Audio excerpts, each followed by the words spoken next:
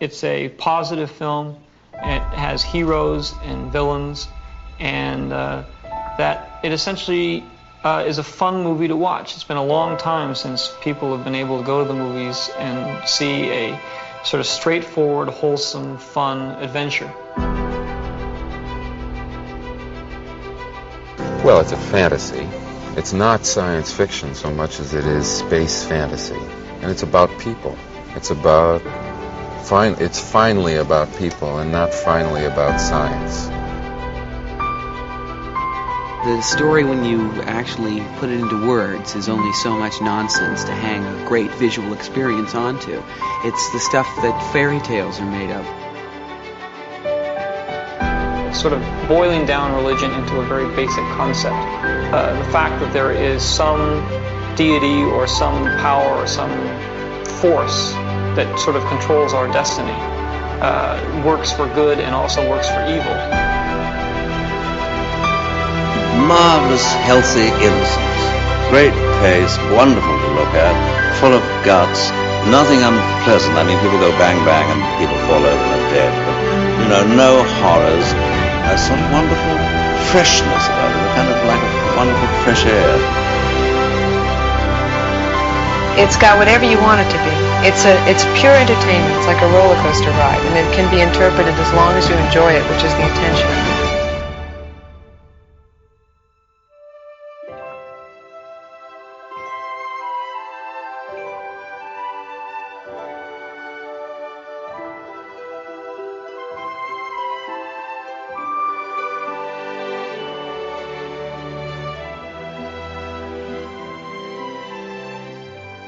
Hello and welcome back to Generation Skywalker for the latest edition of Those Old Fossils.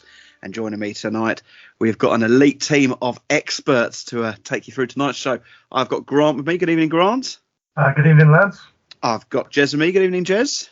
Good evening. I've got Mr. Daniels with me. Good evening, Mark. Good evening. And we've got Craig. Good evening, Craig. Hello. Lovely to all get together. We haven't talked vintage for a little while. Been a couple of months. Mark, I don't know if anyone else has been watching it, but the old Leicester Toy Shop, their tour of all the vintage shops around the country has been a little highlight over on YouTube. And sitting down the other night with a cocoa and there's little Mark's face on screen. Mark, you're on the Leicester Toy Shop. Could you just tell us a bit about what that YouTube channel is and what your involvement was with it? Yeah, Joe Hand, who runs Leicester Vintage Toy Shop in Leicester, funnily enough, and his one of his partners, Gavin, have produced this YouTube channel program called Toyshop On Tour. And they meant to do it last year, but obviously couldn't because of something called COVID. So they've postponed it, and they've started it this year. And basically what they do is they go around the country and they go around to toy shops, buying up and highlighting and showcasing different toy shops and different toys, with the aim of filling this van that they're going around touring the UK in with all their purchases. It's a bit like a sort of antiques road trip stroke, salvage hunters stroke, antiques roadshow kind of program. Anybody that's into vintage toys of any genre, any years, just, you've got to watch it because it's fascinating. It's great. Joe and Gav are just brilliant. Really know their onions. And I've known Joe some years and visited his shop, and he's been up to see me a couple of occasions. And I got a phone call one afternoon, and it was Joe, and he said, mate, we've had a bit of a slow day today. We're doing the filming for episode 8, and we're about 10 minutes away. Can we come over and film your collection? And I was like, I couldn't really say no. So they came over, and that was the result that was on screen, and could have quite happily chatted for 3-4 hours with them. It was just great to have them over. And what you see on screen there is a very small fraction of some of the stuff we spoke about and things that they filmed. So it was good. I had a good response from it. The first thing I thought when I saw your little face was you'd You obviously knew they were coming. Did you strategically pick up a cup of tea because you didn't know what to do with your hands? Everybody's going on about this cup of tea. Yeah, I wanted to try and look natural, and the only way I could do that, I thought, I'll go and make a fresh cup, because I put the kettle on because I thought the lads, when they turned up, would want a cup of tea. So, but yeah, I answered the door with a cup of tea. My Judge Dredd mug. You did look natural. I mean, you were leaning on the door frame at one point, and you were leaning on the back of that sofa, and then you sat on the chair back to front, didn't you? You looked at all the natural poses. No, you came across really well, mate, and it was great to see your collection. I mean, we see bits of it. We record on Skype, and we see bits in the background, and I've seen photos of that Zoids display, but it was nice to see it on a full camera there. I tell you what, if I had £1 for every person that wants that Zoids display, I'd have about £10. It's a great piece. It's huge, isn't it? It is, and the artwork is fast. It's just fantastic. Well, brilliant, and we do urge people to go and check that out. I think there is a link to it on our social media, isn't there? This is the trailer for Toyshop On Tour, the new TV series that takes you, dear viewer, all around the country as me and Gav buy as many toys as we possibly can and pop them in this van. Over 30 shops in the UK. All coming to your screen very soon. Here's a preview.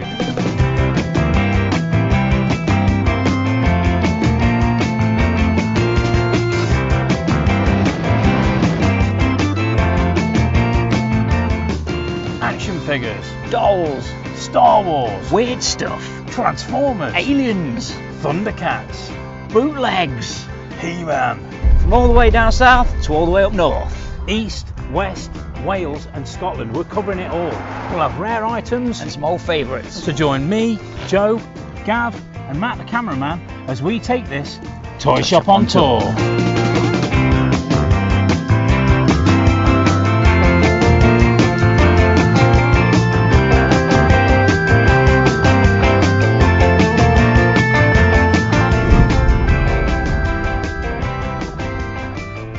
Yeah, so moving on a bit then, I think it'd be amiss of us not to bring this up, but the prop store auction has just taken place over the last few days, and there was a C-3PO mint on card in there with a quite a rare sticker. Now, I'm going to go to Mark and Grant here because I think between the two of you, you've probably got the bases covered on this. Can you tell us a bit about what it was and why it was so special and what kind of money this thing reached?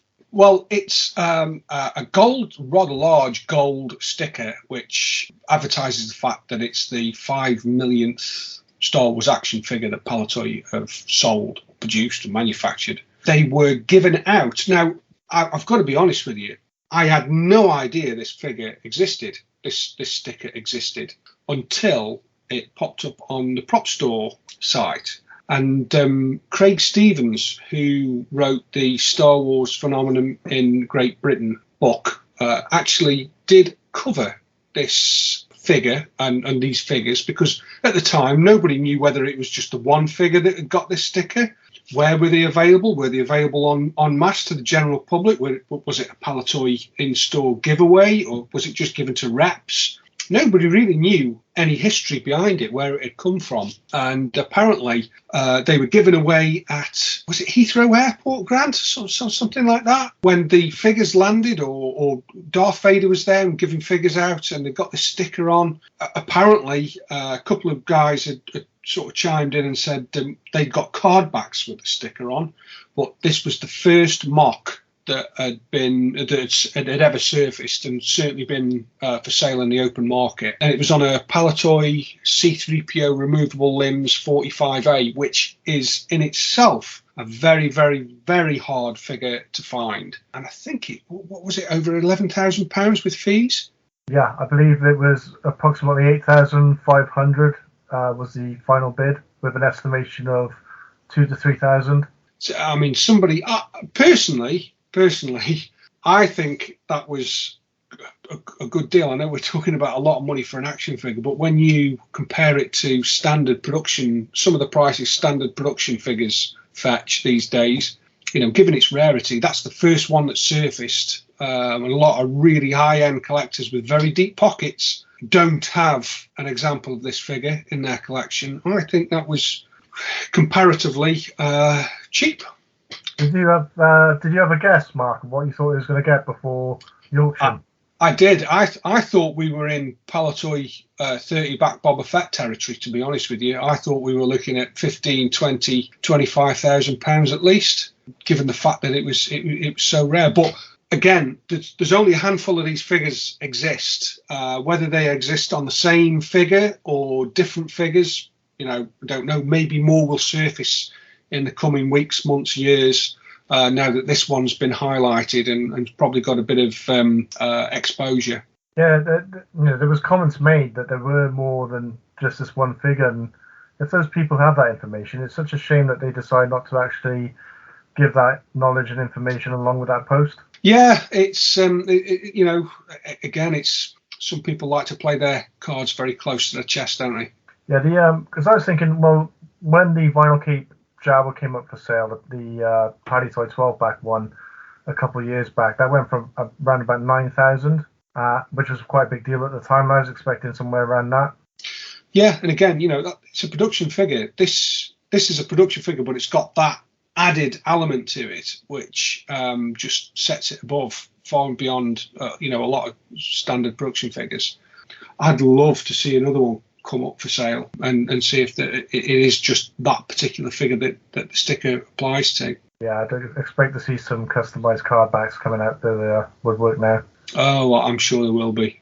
Did they do it for any other figure? Like, was there a 7.5 million or a 10 million pound sticker? Because I've never seen anything like this. No, completely unknown. Like I say, I didn't even know this one existed until it came up for sale. So it must have been close to it was right in the bang middle of the Empire era, wasn't it? 45As coming up for Jedi. So 1981, possibly 82. Yeah, somewhere like that. So yeah, maybe 12 months away from Jedi. Did anyone on here bid for it? Silence. Yeah, my pockets are nowhere near deep enough. Yeah, definitely an interesting piece. I think maybe in December's edition to those old fossils, maybe we should delve into the prop store auction a bit more and maybe do a bit more digging and see if we can find anything on that. If anyone's got any information, it'd be great to know it. So what I loved about that card back in particular, and I think I'd written this on the Facebook post when we were given the heads up about this, was the choice of C-3PO to me, because it was the removable limbs, and you've got him in sort of Chewbacca's knapsack, on the back of his back, and he's got his arms up, and to me it very much looked like this was C-3PO clapping to go with the fact that this, at the end of the day, was a celebration of success from the Palitoy point of view. So to me, it looked like C-3PO was there, and as he says in the films, just going wonderful. I just thought it was a great card back, a great character to choose. I don't think they could have chosen a better one, and the fact it was golden just added to it. I think that's the question then. If there is more of these, are they all on the C-3PO limbs card? That's the thing, isn't it? That's the real sort of question. And also, how many were handed out? And you would think, wouldn't you, that with a sticker like that, whoever was given one would think, might be worth keeping hold of this. You never know. I reckon there's some in collections up and down the country, and we just don't know. It's very possible, isn't it? Yeah, great piece. Definitely. We will definitely delve more into that in next month's show.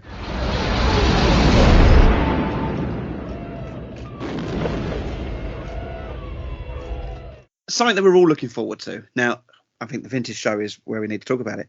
Farthest From is back. 2 years since the last show, back in December. I think it was November the 30th, actually, 2019.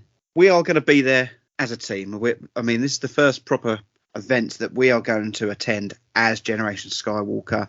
I know Craig and Grant did represent us at Echo Live, but we are going to have a spot in the hall floor where we want to speak to as many people as possible. We want to get interviews and we want to show you what we do. Now, Farthest From is on the Sunday, which is the 12th of December. Craig, what is our setup going to be? What are we going to be doing? Well, we're going to be in the hall with a stand that Mark's just designed and we're sending off to print. So it should look stunning and beautifully represent the quality of our output in stand format. It's going to be fun. It's going to be fun to be physical. I think we've all missed hanging out together. chatting to people, and yeah, it's going to be an opportunity for us to catch up with a lot of people that we know, a lot of people that we know listen, but also introduce what we do to people who maybe don't. So we're going to try and do that the best way we can in a busy, noisy hall, which we're still discussing. We'll be giving out some cool swag, which we'll reveal a little bit closer to the event. But Craig, are you going to be there? I am going to be there, yeah. I'm going to be filming. Jez, are you going to be there? I am 100% going to be there. I am so looking forward to this. Yeah, Mark, you going to be there? I am going to be there. Yeah, Craig, Grant? Yeah, I'm going to be there Friday, Saturday, Sunday and Monday, so coast to coast. Tuesday, Wednesday, not going out. And Dan's going to be there, and I'm going to be there. We have got a full team on the Sunday, which is going to be it's going to be brilliant to spend a day with these boys and talk to everybody. Me and Grant will definitely be there. Also on Saturday is the family fun day. Me and Grant will be manning the stall there, and hopefully Jez as well. So if you're there on a Saturday, we will also be grabbing interviews and talking to people there as well. So it sounds good. And obviously he's got Ross Barrs coming over from the States to represent CAS, Collectors Archive Services. You can bring in items to be graded. They will take them from you at the event, which is pretty good. And Mataz Rendell is also coming over from Sweden. You can pre-order his Chromelin Stripes back book from All the Cool Stuff and pick it up at the event. So some things to look forward to. So yes, Farthest From and the Star Wars Fun Day, 11th and 12th of December. Head down to Fordingbridge. I think several of us are also going to be about Saturday night for a couple of beers and a boogie. And we will be releasing a little Farthest From show a couple of days before the event for your journey down to the New Forest. So be sure to check that out and relive some of the memories of previous shows. Before we get into the main bulk of the topic today, Jez, you brought all to our attention recently about the subject of classification, the comment that it's called vintage and modern, and you think it's time for this needs to be shaken up. So over to you, my friend. I don't know. Like you say, shaken up. The fact is, you guys have broken me. That's what you've done with your talk of modern and all your new purchases and your this, that, and the other. You've finally worn me down. And you've done it. You should be very proud of yourselves. This is someone who was like, no, only vintage. I was a bit of a snob, really, and very much like a pusher. You have successfully now got me on crack, and so Power of the Force 2, just a little bit, then a little bit more, and then it gets to the fact that I'm now on eBay looking at this, looking at that, searching, completely unknown. I'm in the dark with this, and that's another story which we'll just go on to in a second. So I've bought Star Wars Shadows of the Empire carded figures as well. So we're talking Power of the Force range, which came out in 95, the Shadows of the Empire 96. And I think about that. I'm like, this is 25, 26 years ago. This isn't modern. We can't call it vintage. And I know that people have discussed this in the past, but it's so much closer to the original Kenner Palitoy line than it is, Hot Toys, etc. So how do you categorize it? Do you just call it Power of the Force 2? In that case, if that's fine by people, then fine. But does it need a genre in its own right? Does it need classification? We talk about vintage. What else is there? Is there classic? Is there antique? What is appropriate? Or should it just be a case of, don't worry about it, Jez, you're overthinking it, and there are far too many more important things to think about?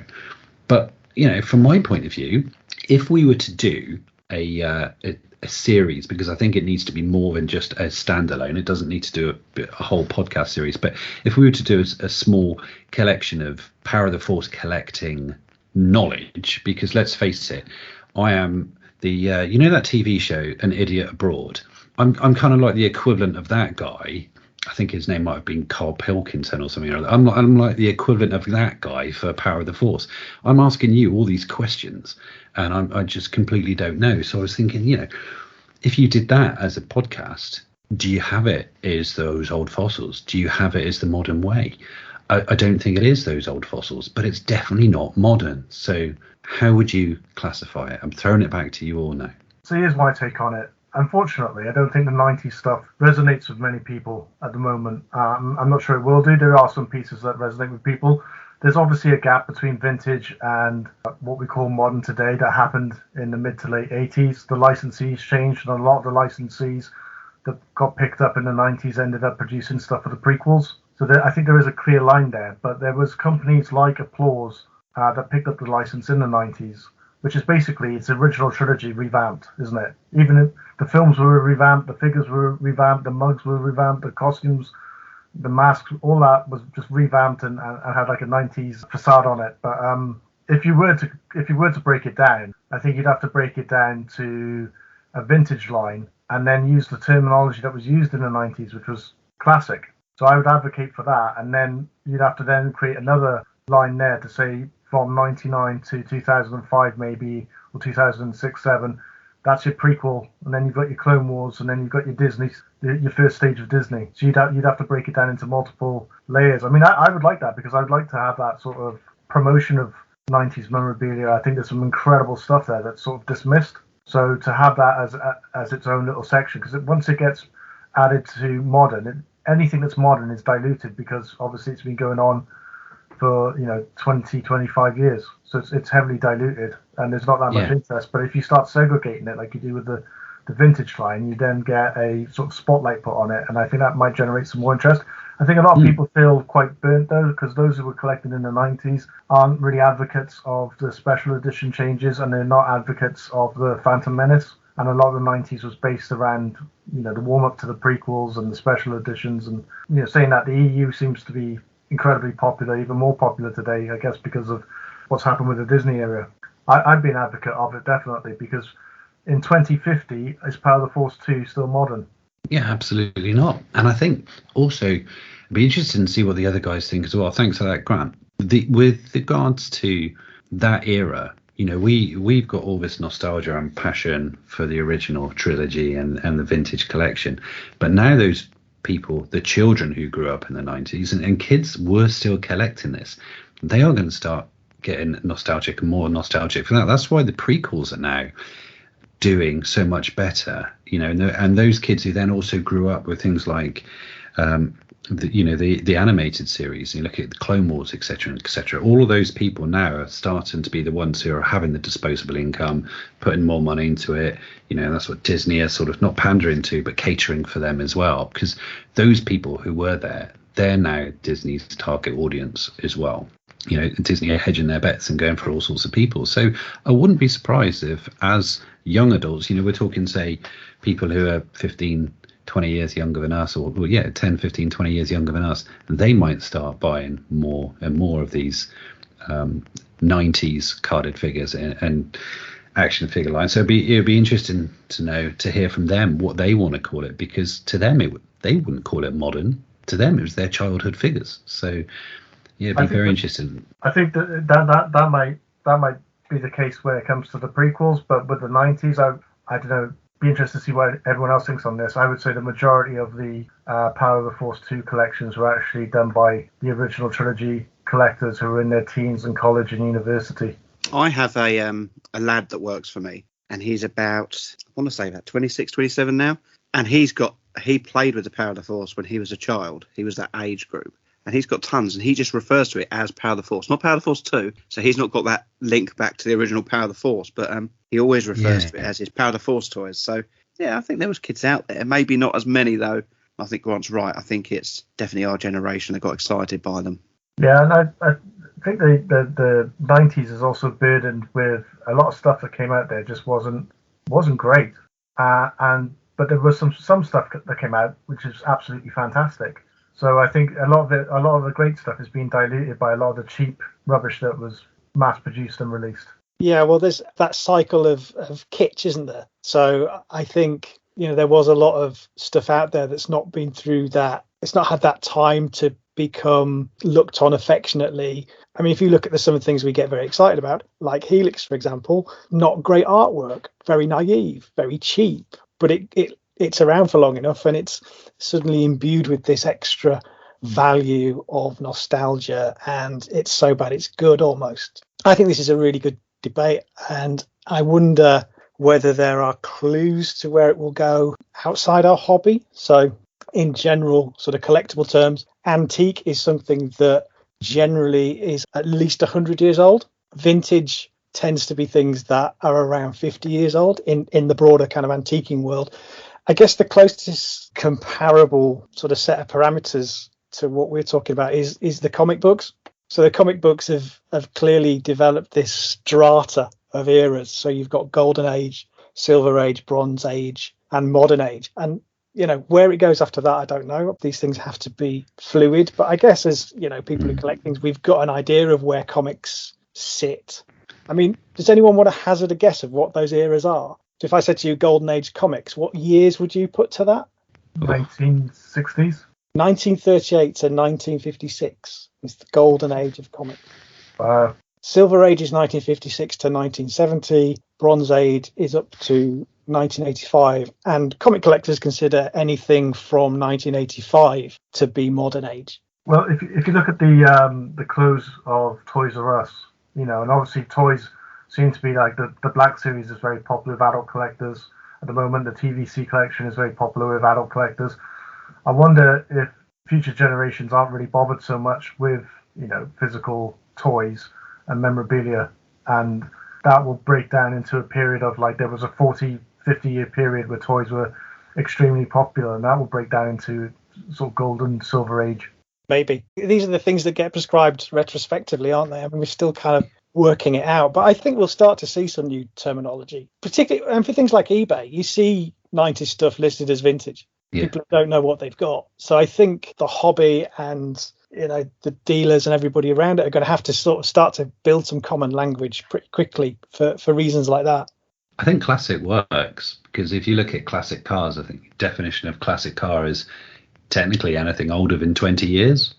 And that's exactly where we're looking now for this sort of generation of figures and of toys. So, you know, what Grant said earlier about classic, I think that fits. I think that works. I think we've discussed it. I'm happy enough. For me, I have a thirst for wanting to know more. I know they're not the be all and end all, but I've seen these and I've seen the fact that actually I've got that Tarkin figure, which, you know, we never had. I've got that troop figure, which you never had. The Power of the Force 2 line did, whilst it had its flaws, it had imagination in there. You saw the different sort of iterations which will come out, and I've been like, oh, why have they done this? Why have they done that? And, you know, we've had drunken conversations in Stu's garage with regards to some of these figures where you guys have realised that, I think it was like, you know, Dan said is, oh, it's like watching someone watch Star Wars for the first time. Because I was like, woo, well, tell me about this. And for me, it's sparked a little bit of interest in me, I think, because ultimately I love Star Wars. I don't have a great deal of nostalgia for that line, but for me, starting to feel like I'm getting priced out of the vintage line now and actually being happy and comfortable in my skin with what I've accrued up to now with the vintage line, it's just new Star Wars for me. It's exciting, and therefore I want to know a little bit more. And if that's relevant and interesting to others, which it may well be, the idea of maybe a standalone recording where I can almost ask questions and you guys with your knowledge can impart some wisdom. But it was just, how do we categorize that particular podcast? And maybe classic Star Wars is the way.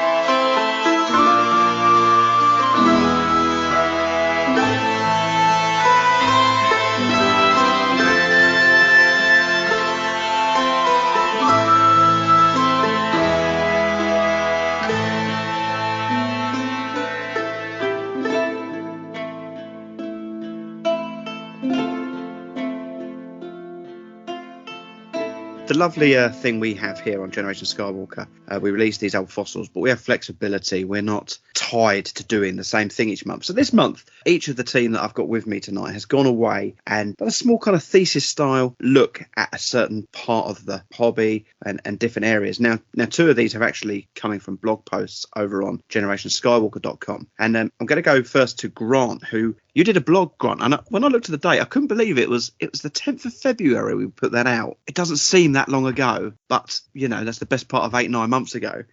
I think the blog post kind of went under the radar a little bit. When we put these notes together, I had a little read through it. It's a brilliant post, and it's all about TIE Pilot focus collecting and a collector's journey, which is obviously you. So I'm going to hand over to you here to take us through your thesis to start with. It was back in February, and I don't usually get much time to actually write any of these blogs. I wish I could, commit to more. There's plenty of stuff I'd like to write about.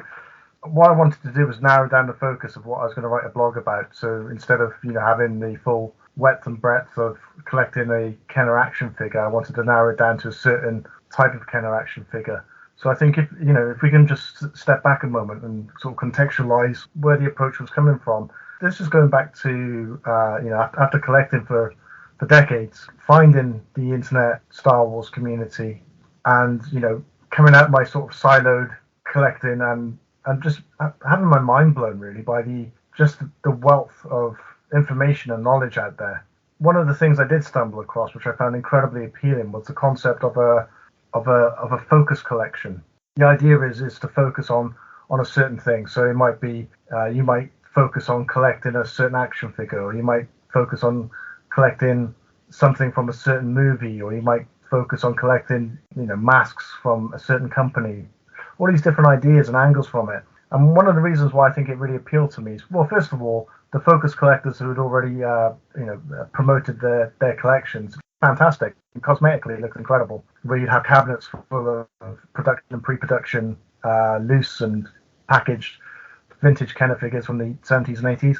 That in itself had a sort of like a museum, curated museum quality to it, which I found really attractive. But also coming into the sort of the internet community and finding out all this stuff that people have been doing over the decades, all the information that they've been gathering, it seemed like a fast track way of getting sort of like an education. From being siloed, I didn't have access to the sort of research and knowledge that people have developed before. So, I'm thinking about things like, coins or bootlegs or card backs, or, your mint on cards, your bubbles on the mint on cards, the different type of hanger tabs, the country of origin, and all the loose figure variants, the pre-production process, or like the end-to-end process from design and pre-production and artwork all the way to the final figure on the peg. And by putting together a focus, it sort of like gave some kind of guidance and direction in which to sort of study this kind of stuff and have a much more sort of clear idea of what was going on in the hobby. And this, we're going back, I've been doing this now for about 10, 11 years, something like that. And back 10 years ago, it was quite feasible to put together a focus. Your Return of the Jedi cards for the most part were approximately, for a really nice Return of the Jedi card, you could be looking at £25 to £30. So it's quite feasible. But then the idea was to sort of sit back and think, okay, if I'm going to do this, I need to do it for the right figure. And that is an exciting moment where you're sitting there and you're weighing up all the different reasons behind the figure that you choose. The first thing you'd think about is like, oh, I'd love to do Luke Skywalker in his farm boy outfit, but now you have to give reason to that, and you think, well, hang on a minute, he was the first figure released, so you're looking at your DT sabers, your mailaways. He's on a 12 back cards. Is he on a 12A, 12B, 12C?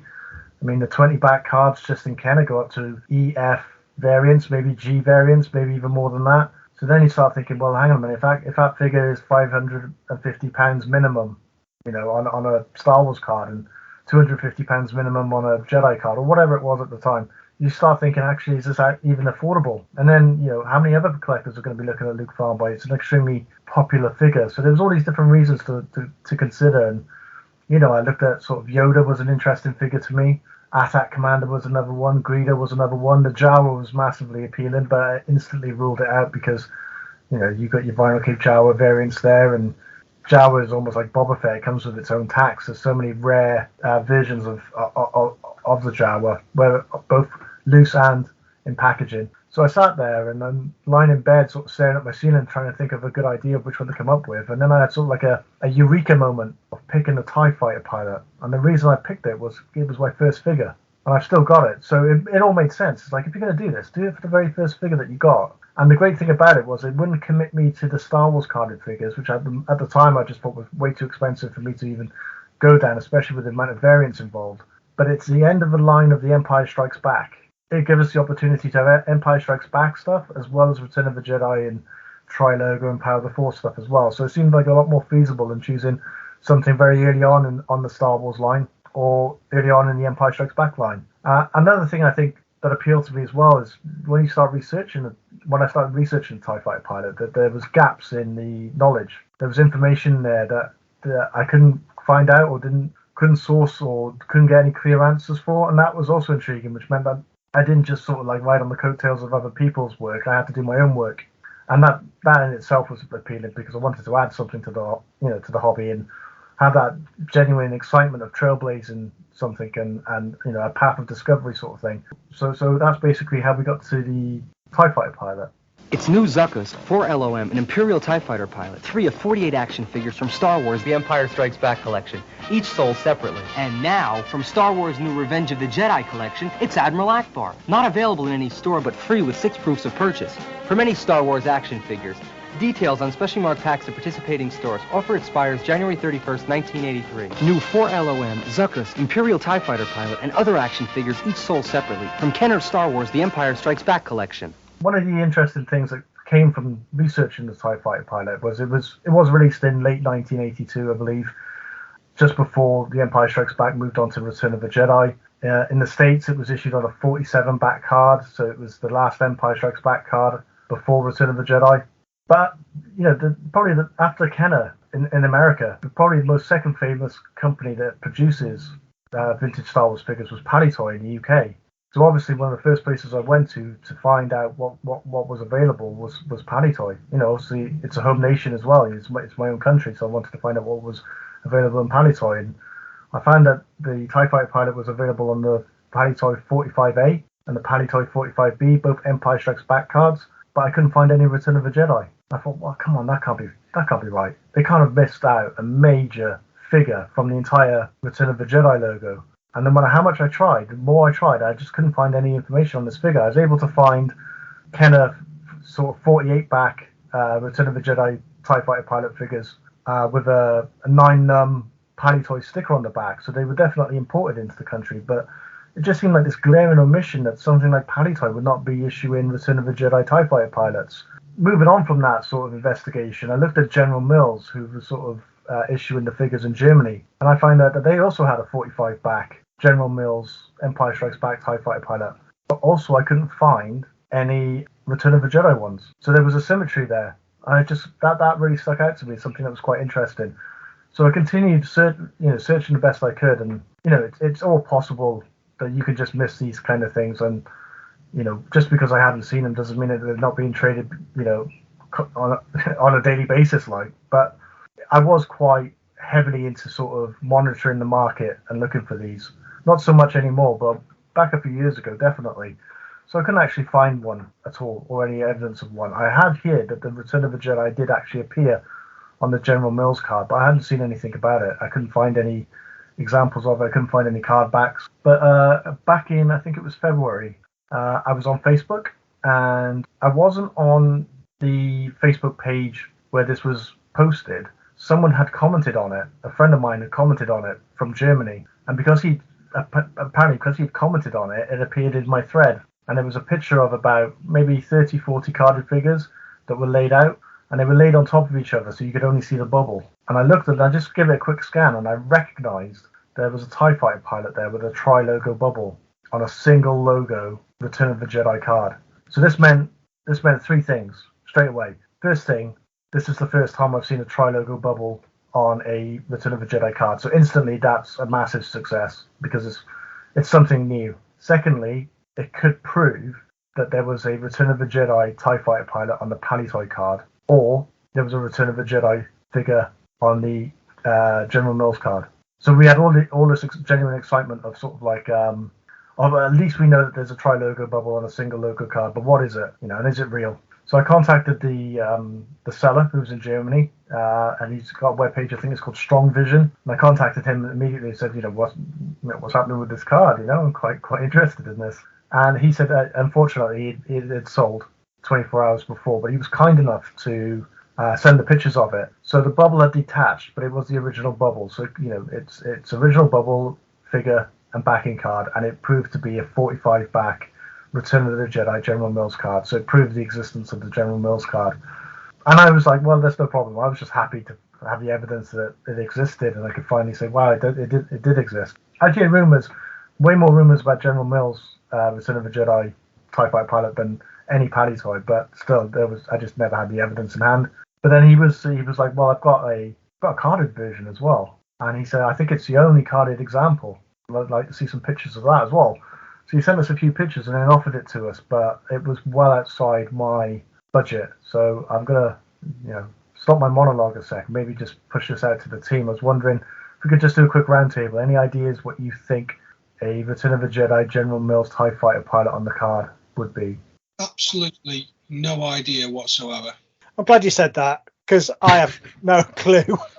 Stu? I mean, I suppose it depends how did a lot of people in the hobby know how rare it was, or was of people looking at this thinking, I mean, if I was looking at it, I wouldn't have known that. I would have just thought, oh, there's a Return of the Jedi TIE Fighter pilot. Oh, it's General Mills.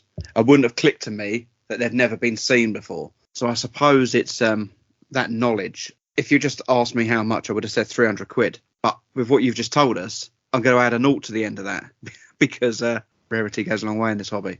Well, it does if there's more than two people interested in it, for a start, but we've seen other stuff in the past which our friends have bought, which appeared to have been one-offs, which have just gone completely under the radar. People are like, well, why is that gone for that, or why isn't that worth more when there's really popular things, carded yak faces, which are not 10 a penny, but fetching a real premium. So I don't know, it's supply and demand, isn't it? I guess. Can this one go under the radar? Yeah, I think if the Palitoy collectors are interested in it because it's the only version you're going to be able to get of the tri-logo bubble on what essentially is a Palitoy front-looking card with a German back on it. The card is very similar to the 45B Palitoy card.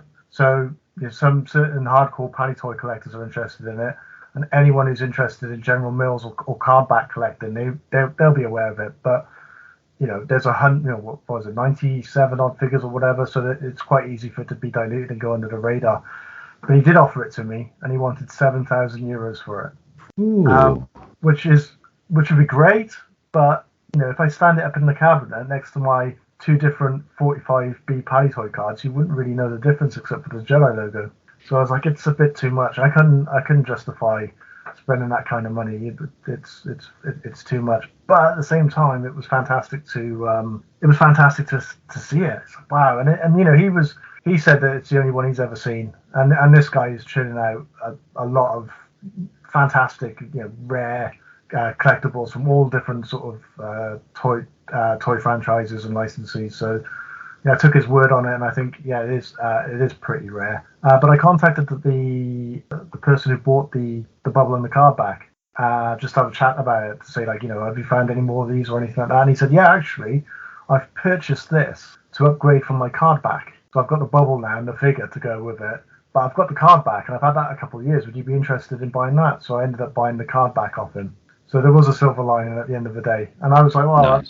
That's fantastic." But then, about maybe a month ago, on the Cardback Facebook page, I think it's called Card Backs and Boxes or something like that, another one turned up. So they are out there, but they're not easy to find. That's for sure. There's a couple TIE Fighter pilot cardbacks that I've managed to pick up where you're looking. I've seen more pre-production proofs that have gone live, where people can buy them online, not sort of backdoor deal sort of thing. I've seen more of proofs of certain types than I have of, say, the PBP ESB TIE Fighter pilot card back, the Return of the Jedi Clipper TIE Fighter pilot card back. Just insanely difficult to find.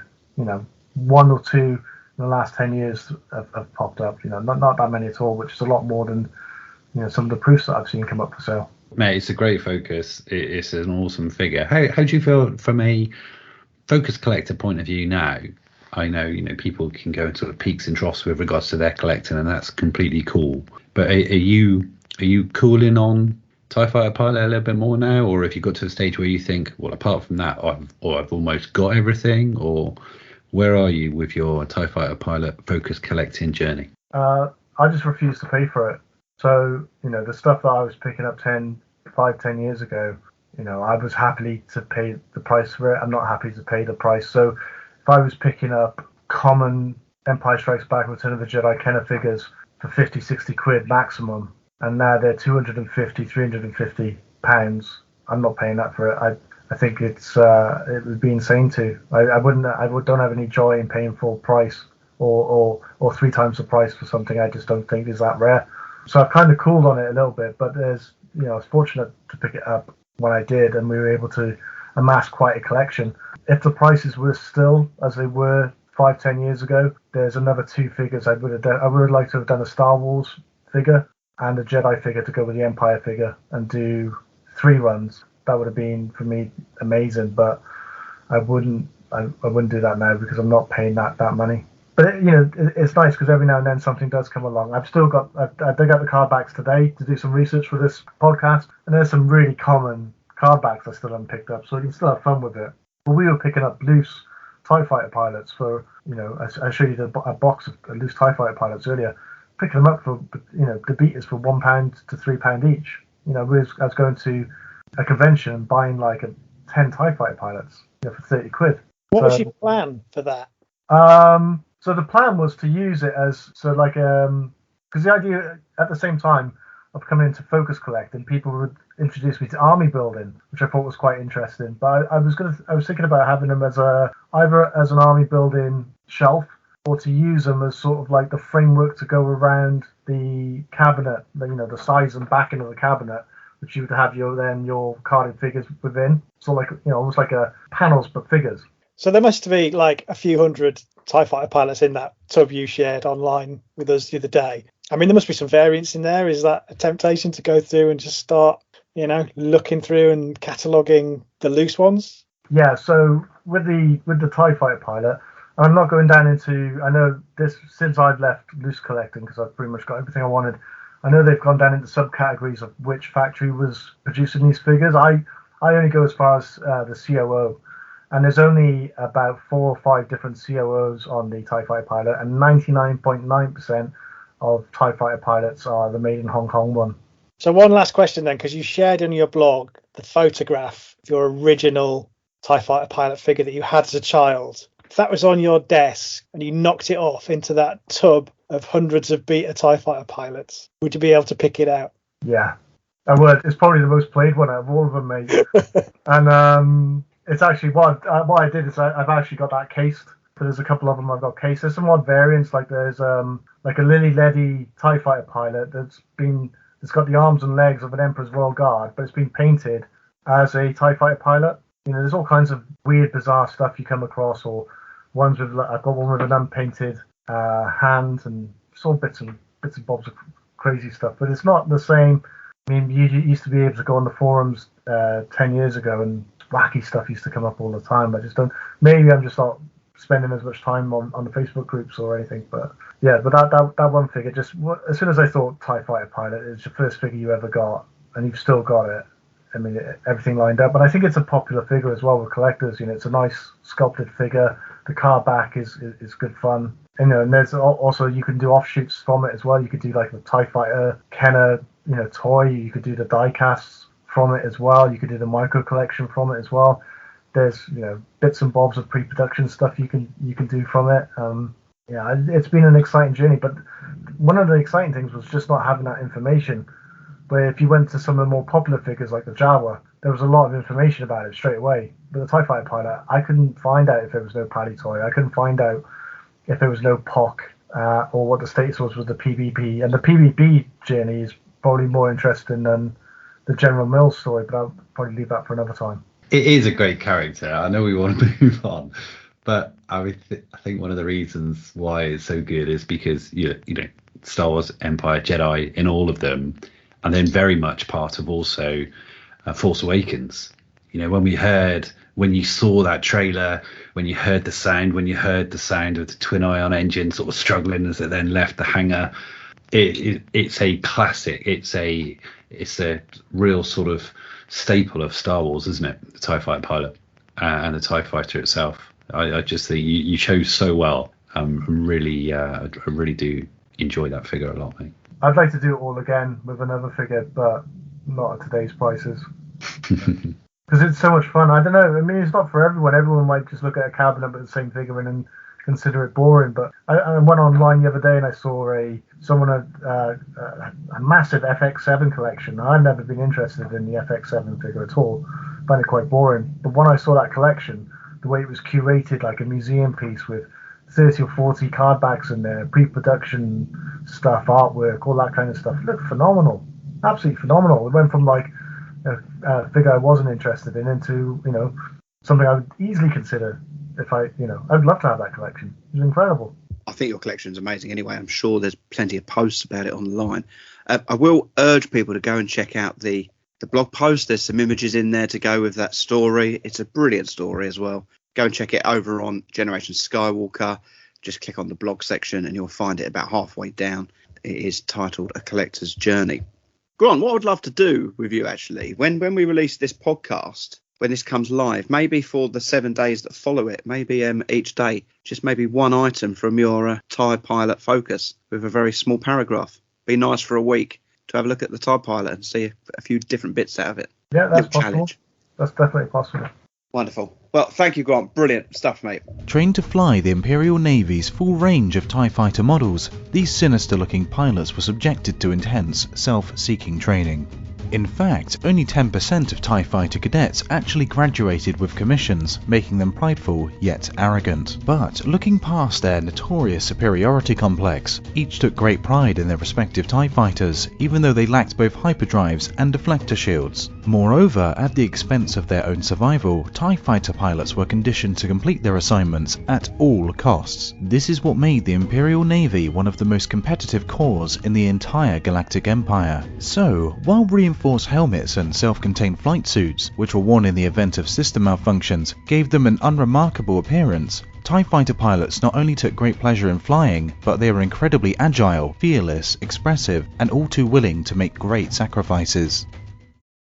Right, so we're going to go over to Jez next, who has been delving into the Droid Factory because this was a real childhood favourite of his, and he's a bit obsessed with it as a toy. I love how you set these things up.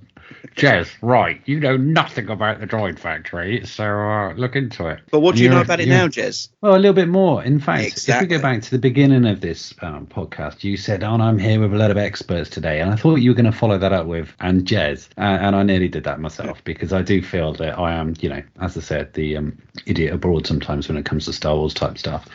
However, I have been looking at the Droid Factory, and pretty much the differences, obviously from a playset point of view, when Star Wars first brought these out, we had Death Star, Cantina, Land of the Jawas, but there was the Droid Factory, and it's something which has never really appealed to me. I looked at it and I just thought that's just a load of mess of stuff which just can get lost, so many different parts to it. And then again, it's one of those things where Kenner and Palitoy brought out different versions, and we'll come on to more of that in a minute and why, and then the differences between them, because there's not actually a great deal spoken about the Palitoy ones. I think majority of people have focused a lot more on the Kenner in the past. Before I go into it too much, I just want to actually ask from all of you, just one at a time, do you own a Droid Factory? First of all, Mark, do you have one of these? I had the Palitoy one. I had an unused Palitoy Droid Factory, but sold it mainly because I just did the box art.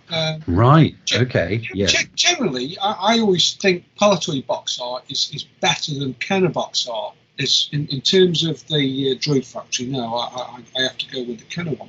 Right, before we move on to anyone else, that was something which I was going to come on to. Yeah, you're absolutely right. So 2 different size boxes, so you have the difference between the Kenner and the Palitoy. But yeah, you're absolutely right. Palitoy normally do very good. You know, we've got this lovely Star Wars racetrack with the Palitoy one. So 1979, they released both either side of the pond, and so obviously in Star Wars livery. But the Palitoy one, I don't know if you've got a photograph in front of you, Mark, but could you just describe it and against the sort of or pros and cons with regards to how that compares against the Kenner one? Because the Kenner one, without wanting to sort of pre-brief the brief, really did focus on the toy itself, whereas I do think Palitoy lost the mark with their marketing. I think the Palitoy one, it wasn't really very clear as to what it was and what you could do with it. It was on a black background on a black box, sort of typical sort of 70s kid on there, sort of leaning over the base, and they did differ. It wasn't really a play set, the Palitoy version. It was more of a sort of Lego set almost, Build a Droid. But none of that really came across on the packaging. It wasn't very descriptive. It was very flat, very dull looking, whereas the Kenner one looked more like a play set because it had the arm element to it, and the base was completely different. So yeah, the Palitoy one really just fall flat for me. Yeah, so fundamentally what we've got here is a playset where, yes, you could build your own droid in a Droid Factory. And as you said, yeah, so the Kenner one has the arm. It's got a crane feature to it. So that's the main thing. And people are saying, well, yeah, the Palitoy one didn't. What did the Palitoy one have, though? What, in terms of the actual contents? It had its hoist, its winch conveyor belt on the left-hand side, which is lost on so many people because what Palitoy did is they took actually some of the constituent parts out of the crane itself.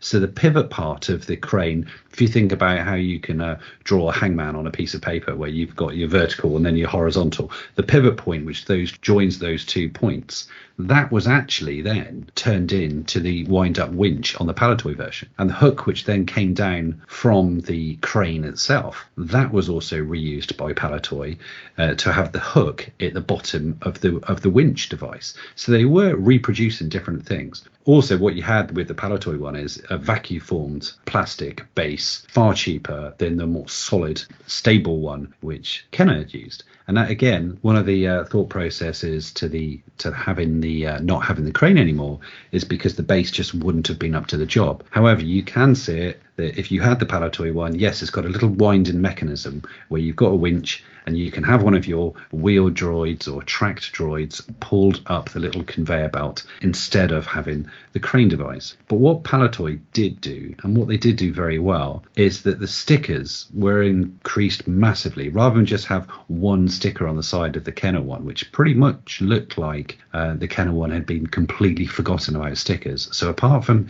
the R2, and we'll come on to that in a minute, the Palitoy one knocked it out of the park with regards to stickers and inlay trays, etc., for all your different parts. So 2 completely different trays. It's not just the same tray with or without a crane. Fundamentally, the 2 were massively different. And so same number of parts, so you can make hundreds of different varieties of droids.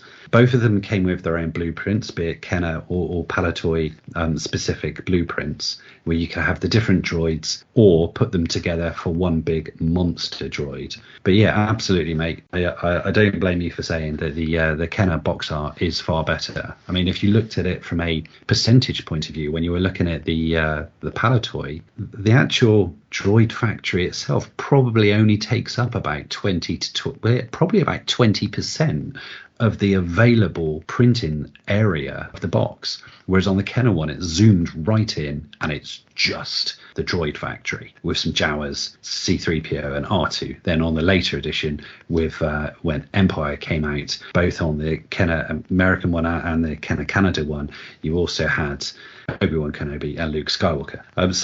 So yeah, much better that you could actually see what was going on with the Droid Factory. Guys, I'm going to just offer it up to Craig, Grant, and Stu. I mean, what are your thoughts on this? And did you guys have these? I've got 2 boxed examples. I've got the blue one and the yellow one. I didn't have one as a kid, but they did appeal, and that was purely down to the ad, which I'm sure we'll talk about. The ad made it look way better than the box and the actual thing, because as Mark says, it wasn't a play set. It was veering into that construction toy, not a craft toy, but it looked like a lot of fun.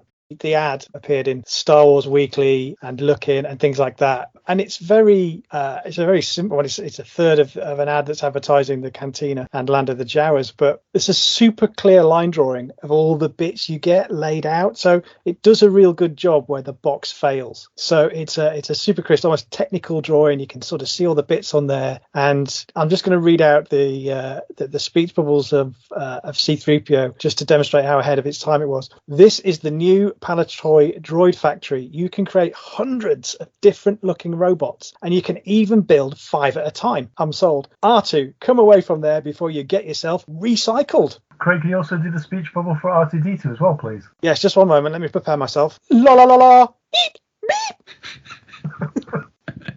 beep. Did you enjoy that? Yeah, perfect. Isn't that a good ad though? I mean, it did. It sold it to me. Yeah, and if you think about, back in the day with various different things, Meccano was huge. If you remember, the old sort of spanner and socket elements of the Meccano Lego, it was trying to sort of mesh all those different things together. Quite frankly, I can't recall this at all. And that may well have been because it had the original Star Wars release and then the Empire, and it didn't come out on Jedi, which is, I think it was during Empire, definitely into Jedi, when I then started to collect more as a child. So maybe it just wasn't in the shops as much when I was actively collecting. But there we go. I mean, from a price point of view, they were $12.99 or so initially in America, and lo and behold, apparently round in the UK parts, it was around about £7 to £8, usually around about £8, and then obviously that would have been discounted as gone on. So you would have said, yeah, maybe about 4 to 5 times the price of a carded figure. Yeah, it would have definitely been something which you wouldn't have been able to get with your normal pocket money per se, or a weekend treat. But I don't think it would necessarily be something which you would have got for Christmas or for your birthday, as opposed to the very grand Rebel Transport. I need another leg. It's Kenner's new Star Wars Droid Factory that you put together to make your own droids. Jawa action figures sold separately. Hey, I made R2-D2. You can make your own droids or follow the droid maker blueprints. By switching different tops, arms, and legs, you can make hundreds of droids, up to 5 at a time. The movable crane swings parts where you need them. You can even make droids with wheels. Gotcha. The Star Wars Droid Factory. Jawa action figures sold separately. New from Kenner. Stu, do you have any of these in your garage, or is there room for a droid factory in your life? No recollection of them until back into collecting. I've never owned one. The appeal's not there for me. Perhaps because it's got no nostalgia to me, but I think I've had a couple of the little bits and pieces come through, but no, and not high on my agenda, to be totally honest with you, Jed. And Grant? Yeah, I didn't know about this till recollecting in the 90s. I think I remember the Palitoy Droid Factory was a big deal at the time. So getting the hands on one of those was a priority. And also because it was the opportunity to get that 3-legged R2, which was also a major deal at the time, because that was quite obviously, when you're a kid, and you didn't know that the Droid Factory existed, the idea was, wouldn't it be amazing if they did a 3-legged R2? And then to find out that they actually did, that was then a priority focus to go and pick one of those up. I've got both of them. I've picked up the Palitoy one in the 90s, which is like a blue-based one. Right. And that was a big deal back then. I think it was boxed and it cost about £75, which was a lot back then. And since then, picked up an American one as well. So yeah, I mean, I really like it. I think they must have been struggling at the time to come out with enough product. And I think it was really sort of creative of them to fast track this sort of like you say, sort of Meccano hybrid Star Wars toy. I like it. I like it a lot better than when they reissued the Jabba Dungeon for Jedi. Yeah, absolutely. Yeah, so a couple of minor twinks and changes, and then the Jabba's Dungeon later re-release. But it was actually only very recently that I saw the conveyor belt winch option, and the fact that they were just completely reproducing these or retooling, reusing these parts, I thought was brilliant. I quite like that winch option, because in the past I've seen it in a very non-dynamic role. I've just seen, there you go, a tray with some bits in it, but you can actually use that very much like you can use the crane. Yeah, Craig had mentioned about the blue and then the yellow one, which I think the blue one came out first. The yellow one is slightly harder to find. I don't know. I had always thought that the Kenner one looked right. I think a combination, and we'll come on to that in a minute, a combination of the best of both worlds would be amazing. But yeah, for me, Kenner one, I think, does definitely get it. I like the fact that it came with the blueprints and the way in which you could have the different droids. I mean, some of these droids were pretty out there. They were pretty wacky. So you had, let me think, you had articulated arms, you had tank tracks, you had pivoted arms, you had wheeled droids, and there was one of the droids actually that you could put the R2-D2 on and move the arms inwards so it could securely carry the R2. So there you go. You could actually pull that up or use the crane. So yeah, the droids, it was just, again, it was part of your imagination, wasn't it? And I just thought that was pretty cool. Let's just talk about that three-legged R2 though, because yeah, it's one of those things where, is it part of a loose run? Is it something which you think, I really, really need one of those? Because the price for a three-legged R2 has absolutely skyrocketed. I mean, before I pause for your comebacks, I remember Rich Hutchinson bought one at Farthest for a very reasonable. It was about 35 quid. It was about 40 quid a few years ago, and these things are now exchanging hands for over £200. So there's definitely a market for them. But what are your thoughts? Do you need to have a three-legged R2 to have a full vintage run? Yes. No. The reason I say yes is I think it falls into the blue snaggletooth category, isn't it? Which is another pack-in action figure. So I've got it linked with the blue snaggletooth I have, and I think it's or the Dianoga as well, or the Probot. So you think a Dianoga should be in a loose run? Yeah. Really? Yeah. Really? Yeah, sure. I think you're dismantling play sets to be able to put those together, and I think all of them belong in their respective places. I get the blue snag a little bit more. I suppose it is the same thing really, actually. But I agree. I think, you see those in the loose collection. That's a playset that's missing an essential part. I think if you follow that line of logic, then the little skeleton inside the Jabba throne thing is equally part of your figure run. Not all Droid Factories survive. Most of the Droid Factories are missing pieces. It's a really difficult, without taking it out of a complete box, to actually build one and get all the pieces, especially the hoses and especially the steel rods. It's really difficult. So I think it's all right. There's loads of baggy Dianogas, isn't there? And it's far easier to get Dianoga. I mean, they're selling 10 a penny at Farthest From, for example, and Echo, no doubt. I think the most recently I've seen them probably gone up to about £40 to £45 now for a Dianoga. I mean, the R2, the three-legged one, if the price was down, if it was down closer to what Rich bought one for, I might say, one belongs to your collection. But I think I'm firmly in there. It's still different than the blue snaggletooth, though. I mean, do you want to put a blue snaggletooth in the box? No, I think I've got the blue snaggletooth in my collection now. I'm looking at it because I like the curation part of my collection, where I can say, this one, and I've got it next to the red snaggletooth, and I like the fact that I've got those two there. And if anyone asked, then I could tell them the difference. Whereas, this three-legged R2 came in a Droid Factory, which didn't really know about, and it's all right, but I don't have the rest of it. Whereas my blue snaggletooth is a complete blue snaggletooth, whereas the three-legged R2 isn't a complete Droid Factory. What are your thoughts, Mark? Because it's kind of, I don't know if it's 50-50 at the moment. I don't know where Craig's at on that. Absolutely. It wasn't on a card, and I consider loose runs figures that were available on cards. If you want to add and sort of embellish a loose collection with, like you say, blue snaggletooth or Dianoga, three-legged R2, then fine, no problem. Don't have a problem with it, but I wouldn't consider it part of a loose run now. Right. Okay. Fine. So you're a carded or nothing. Myself and Stu are definitely like, well, we kind of like the blue snaggletooth, but we're not so sure about the three-legged R2, even though it does look cool. Craig, where are you on this? It's funny, isn't it? Because I would say blue snaggletooth does, the three-legged R2 doesn't. I think because it is a part of the kit. Maybe it's the fact that it does come to you as parts. The head, the arms, the three legs, the body. It's part of a construction set, and it feels like it belongs on that tray in its proper place. Okay, so Grant, this is Star Wars, man. There's something for everyone. We don't have to all agree with each other. So I respect your opinion. Okay, but thoughts then? Let's branch that out to the Probot and Salacious Crumb. No, I don't. I'm not interested in.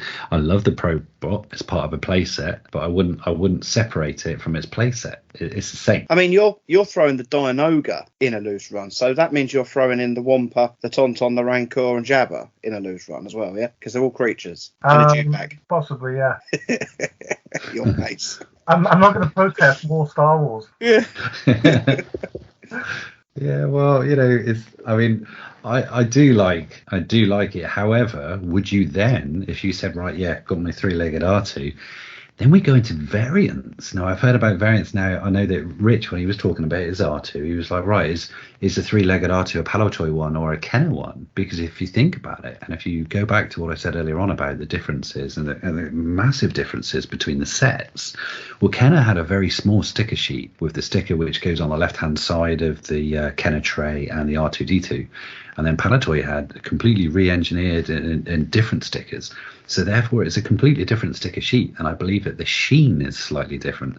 So to a trained eye, not mine, but to a trained eye, you can look at the three-legged R2s and say, that's a Palitoy one, or that's a Kenner one. And yeah, that's a nice little fact. Thanks very much, Rich. Doesn't one of them have a wobbly line? Am I remembering that right? Now you've got something in the back of my mind. Palitoy sticker is different because the top blue line on the sticker in the middle and the front of the R2 is wobbly. On the Kenner one, it's straight. Also, the material which the sticker sheet is made out of is slightly different. The Palitoy ones have got almost like a greasy feel to them, whereas the Kenner ones don't. The Palitoy ones are notorious for going discoloured over time. So finding a white one is very, very tough because I've seen them even discolour on the unused sheets. While we're talking about stickers, can we just acknowledge some of the wit and whimsy of the Palitoy stickers with their world building that's going on? So they've got a little sign that says authorised personnel only, and little kind of droid car parks that say Droid 1 and Droid 2. And then on the side, there's a little door that says danger, laser welding, and a tiny, tiny little door with a Massey Ferguson logo on it. Does this mean now that they're not canon because they're not in Urbesh and it's obviously in English? But I think the stickers are great because you're absolutely right. It is world building and it does give it that more of a production line feel rather than an unfinished feel, which I very much get from the Kenner. So I do feel like I prefer what's going on the Palitoy tray for sure, but just prefer the Kenner box. But yeah, loving the stickers. What about the Takara wind-up walk-in R2? Does that include? It was on a card. It was on a card. Oh yeah, that's a fair one. On my card. No, absolutely not. No, that to me that is a different thing altogether. That's not even an action figure as far as I'm concerned. That's like a novelty thing. I would never class that as an action figure. I was just looking on Tracker in the last 5 years. I mean, these things that are popular, they are selling loose. Right, so this is on Tracker. So it's essentially just keep an eye on eBay, and then it's had a little look at some on Facebook and a few of the larger auction houses. Loose 364 have gone. The Kenner A box 388. So the original Star Wars Kenner one sold loads, and then it gets harder to find. So in the last 5 years, Palitoy Star Wars just 42, and Kenner Empire Strikes Back 31. But it's the Kenner Canada Empire Strikes Back, which all of a sudden you go from age 4 above to age 5 and above, just 9 in the last 5 years. So these are getting out there loose, but boxed Kenner, the most popular in the Star Wars range. So if you've got a couple of Palitoy ones, yeah, you're doing very well. They're really not selling that far. Interestingly enough, it really stuck out that over the last 2 weeks, from the same seller on Facebook, had 2 Empire Strikes Back Droid Factories. I don't know if they were Canadian. I'll have to go and check. They're about £700 each. Wowzers, because yeah, on Tracker they are nowhere near that. I mean, so in the last 5 years there was one which has gone over a mint and sealed box Star Wars one which has gone for $1,300, and that was in 2018. Then the next most expensive one sold in Italy, again, Star Wars one complete. It didn't say whether or not it was mint and sealed box or not.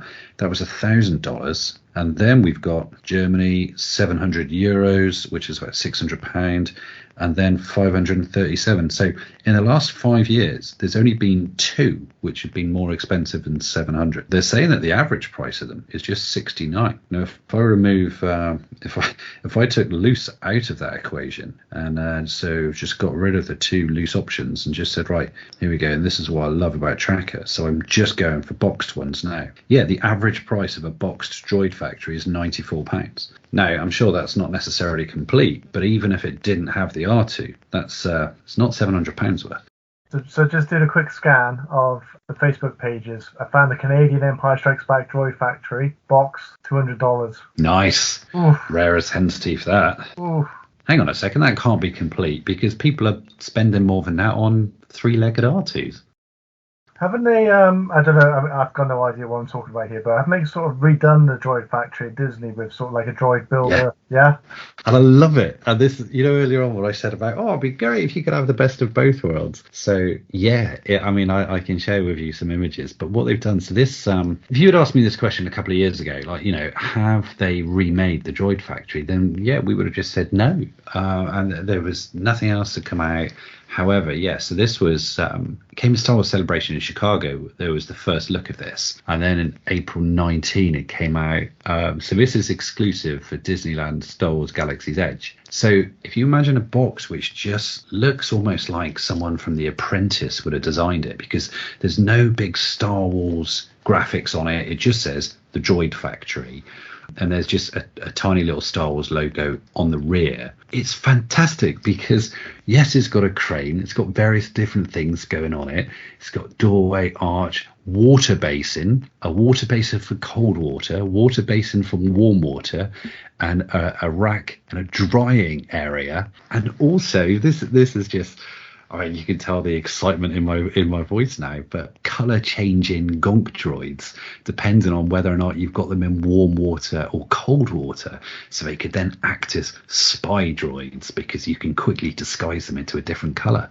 So, yeah, you've also got, you guys know that I love the Imperial Troop Transport with the sounds.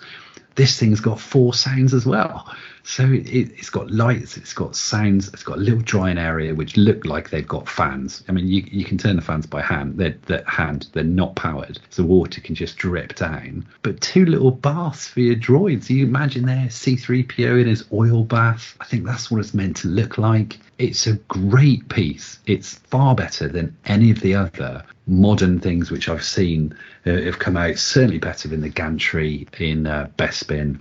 And it came out, it was around about $49. But the gonk droid colour changing in its own right is brilliant. I think, you go somewhere like Galaxy's Edge and you're always going to pay through the nose for a bottle of water. So for $49.99 to actually get a decent playset, I think that's really, really good. First time I've ever seen it. It's just great. It's got everything. It's got the best bits. Obviously, what you don't have are hundreds of bits there. So it is just the play set itself. 3 tools plugged into the warm water basin, 1 colour changing gonk droid. It's very creative, and you can see its lineage back to these vintage play sets as well, can't you? I mean, it would be wrong of me to talk about the Droid Factory and not mention what could have been, because those crazy engineers at Kenner were looking at having another pop at this during the sort of Empire Strikes Back era on an item which just ultimately didn't make it to production. But they were looking at Droid Factory 2, which was a concept with wind-up motors and different elements. It's kind of a cross between a Droid Factory and a vehicle maintenance energizer. I think that's how I'm looking at it anyway, the way in which it was put together. Again, vacuum form base. But when I was going through my notes, I was like, yeah, definitely kind of vintage maintenance energizer vibe to it. But with the wind-up motors, it was really taking the Droid Factory to the next level with more sort of engineering and ingenuity.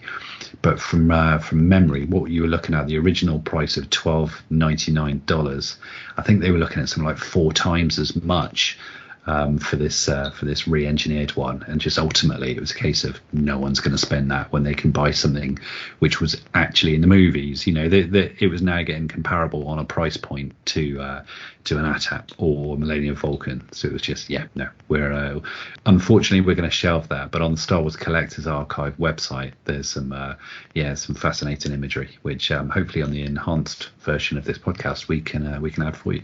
I just wanted to flag up the stealth droid factory that came out in line with Attack of the Clones. So there were 3 elements, and this kind of passed me by a little bit. So there was a section of the droid factory assembly line that was in the movie that came with the arena playset on Geonosis. So it was around the back. There was a little bit, but I didn't quite realise that it was modular and it fitted with a couple of deluxe figures. So one of them was a little crane that swapped the battle droid's head with the C-3PO head. Bit I just didn't know about until I was researching this. So this is the deluxe super battle droid builder. Okay, and I think this is brilliant. If I'd have seen this as a kid, I would have loved this. And it's very much in keeping with what we're talking about, this constructor set, this sort of replay type element that melds with your Star Wars figures. So what it was a sort of super battle droid torso, and you got a tub of Play-Doh with it. And what you would do is you would get this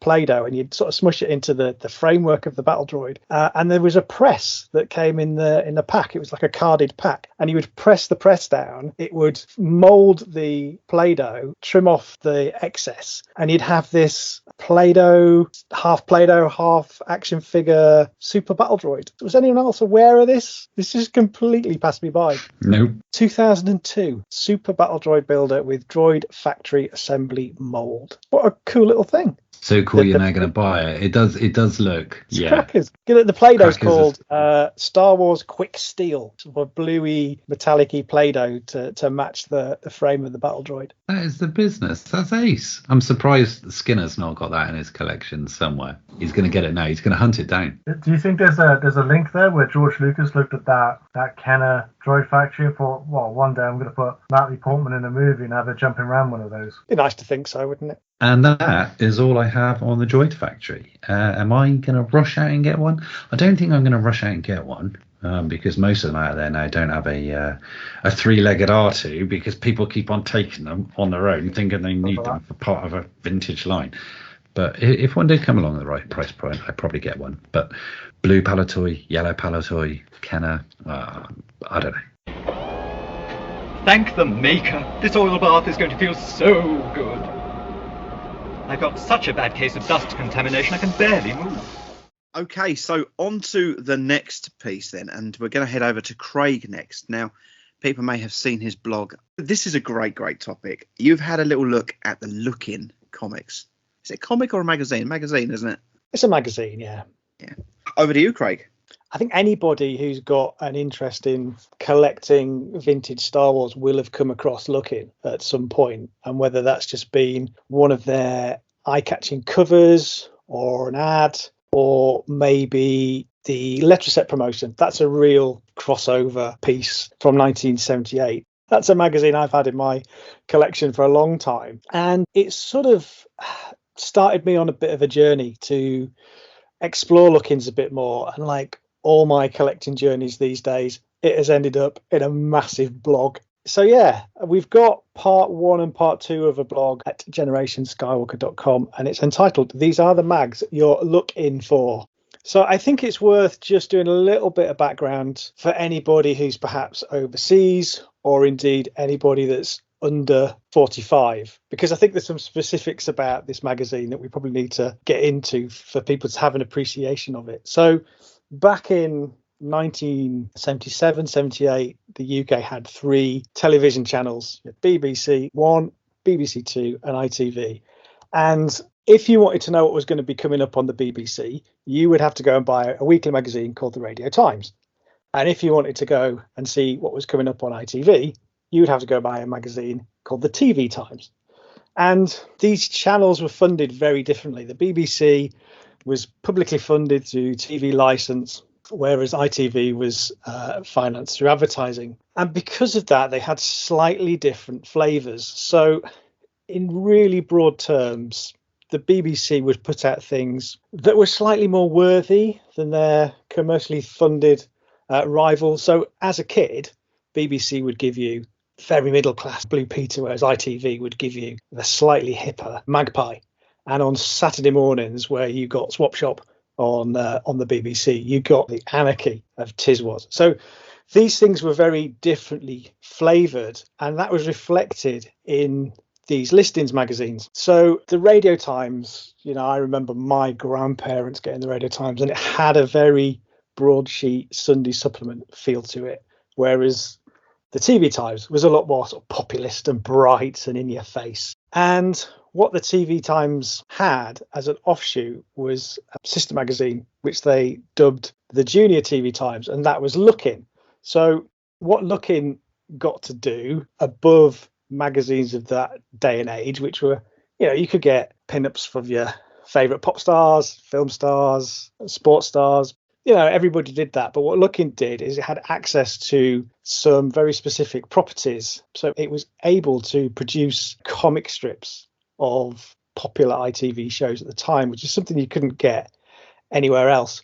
And the other thing that really made it stand out was it had these beautiful, beautiful painted covers that were probably, I'd say these covers were sort of among some of the most amazing bits of art of the era. The art direction team at Lookin' contacted a chap called Arnaldo Puzzu, who was an Italian artist who worked in London. Now, this guy had made his name through the 50s, 60s, and 70s creating movie posters. So he would create posters for like Hammer Films and the famous Get Carter poster of Michael Caine, and the shirt he's wearing is all kind of psychedelic. That was one of his pieces. So they were commissioning this movie poster guy to paint these covers that gave it this real quality and unique character above anything else that was going on. So, you can imagine all the other magazines have got photographic covers. Lookin' has got these images that are so full of life and colour. And as it turned out, some really quirky juxtaposition of characters. Mark, I know you're a fan of this guy's work. In the days before Photoshop, obviously, what always used to really stand out to me was eye for composition. So back then, to paint a picture is one thing, but to incorporate several different unconnected objects or faces or whatever was an art form in itself. He was a really talented guy, and clearly, I can only guess that being a film poster artist to begin with really stood him in good stead for creating these things, because that's what a film, you have to convey a film in either one very, very powerful image or a culmination of several different elements coming together and interacting in a way that emulates the style of film that you're about to go and see. So his talent as a painter, but also as a designer and a graphic artist, clearly on another level. Yeah. And I think they were lucky to have him. He was there. He was working in Soho, I think, around the corner from where this magazine was being put together. It's almost like you feel like he was slumming it for a kids magazine, but it's resulted in a whole body of work, because this was a weekly magazine. So there are hundreds and hundreds of these amazing images. But looking specifically at Star Wars, ITV was quite a rich network. It had all this cash from, tobacco, alcohol, big brand car manufacturers. So it had all this money, and it was very good at buying all the big glossy shows from the US and bringing them over to the UK. So at the time of Star Wars, $6 Million Man was probably the best example of that. So you would get like a $6 Million Man strip inside the comic alongside sort of slightly more homegrown sci-fi like The Tomorrow People, which was more of a kind of UK production. So when Star Wars came out in the winter of '77 in London, it slotted right into what Lookin' was all about. So as you can imagine, they just latched on to Star Wars as a real element to their magazines going forward over the next few years. All of the stars would feature, but also advertisers like Palitoy and Helix took advertising in their spaces. So there are very few issues between, particularly like the height of 78 into 79, where there isn't an issue with a bit of Star Wars in it somewhere. So what I've tried to do with this blog is catalogue it all, is to go through and identify these issues and showcase them. And what I've tried to do is, rather than just make it a big chronological list, I've kind of done it in order of, I guess, prominence. So the first part of the blog looks at when Star Wars got a front cover. So there were a number of issues where Star Wars got the putsu treatment. It got that beautiful work from that artist on the cover, and they are just wonderful. So, I think it's important to remember as well that back in the late 70s in the UK, with our 3 TV channels and our strikes and our industrial disputes, it was a very dark time. So when you look at some of these images, imagining those on the newsagent stand or landing on your doorstep, you can see the impact that they might have had. So the very first Star Wars cover was in December 1977, and it featured a Star Wars montage on the cover it's all there. There's Vader fighting Ben, there's Han, Chewie, Leia, Luke, Stormtrooper, R2 and 3PO and a Ralph McQuarrie looking X-Wing.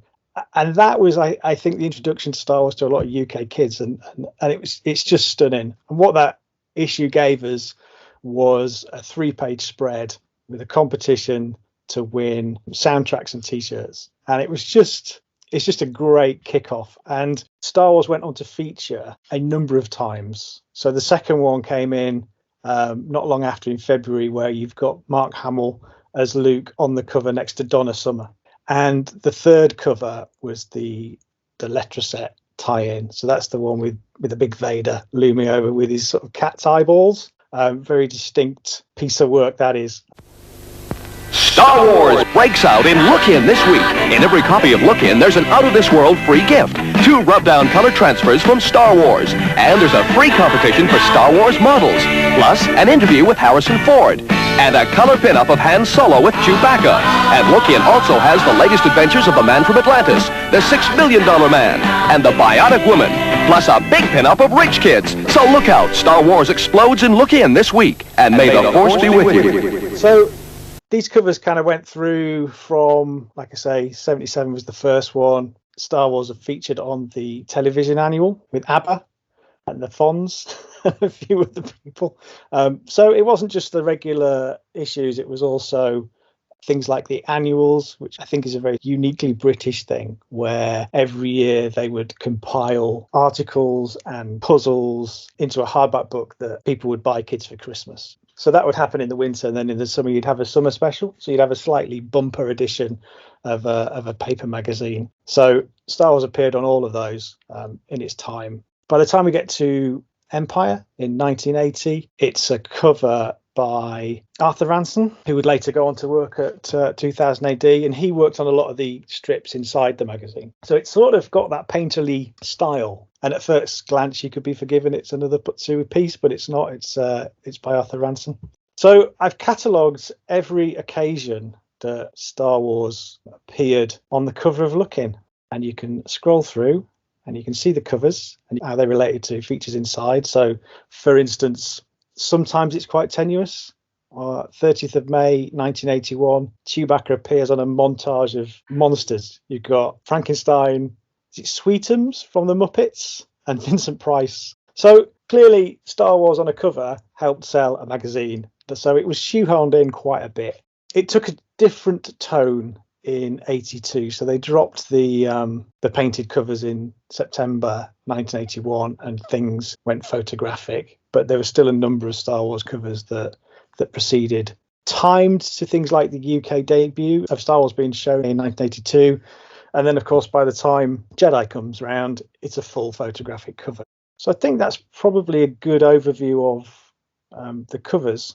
Each one is nothing short of a work of art. I've always loved his work. This all sort of highlights just how we've said it before, and I'm sure we'll say it many times in the future, but back then when we had painted film posters and real artists presenting their craft and things as throwaway as children's magazines, where real work went into the covers, whereas nowadays it's just so easy. It's sort of Photoshop just takes away any kind of magic, I guess, any character. It's a sad state of affairs, but at least we have those to remember.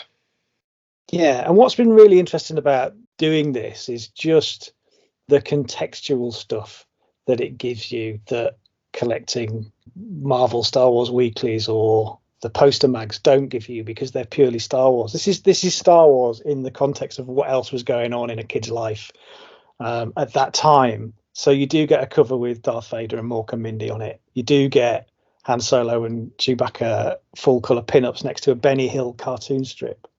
And it's just, I think they're unique documents in that respect. And it does make for some really interesting juxtapositions.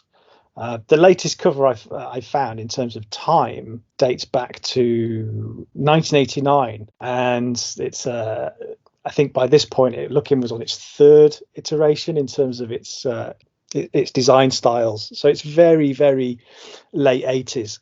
But you've got Star Wars on the cover sharing space with Michaela Strachan, Colin Jackson and Count Duckula. And it was a bit of a head scratcher really as to why it was there, because it seemed very late on for me. But the reason it was there was because it was timed with the showing of From Star Wars to Jedi, the making of the saga, an excuse to trot Star Wars out again and put it on the cover. So there's a whole load of stuff about covers on there. You can go and check that out.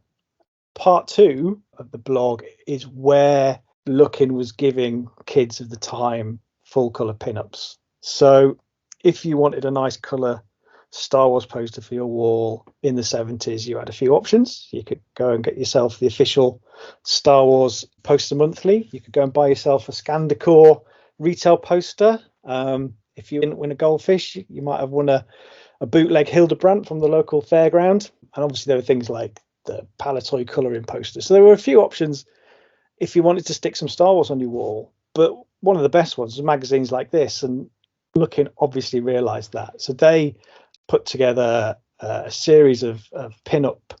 So these were full-page images of the actors in their costumes or scenes from the movie, and they ran in a sequence over 1978. So there were 8 in total. You had C-3PO and R2. You had one of Luke. You had one of Chewie, Leia, Han. Leia again, but in a medal ceremony outfit.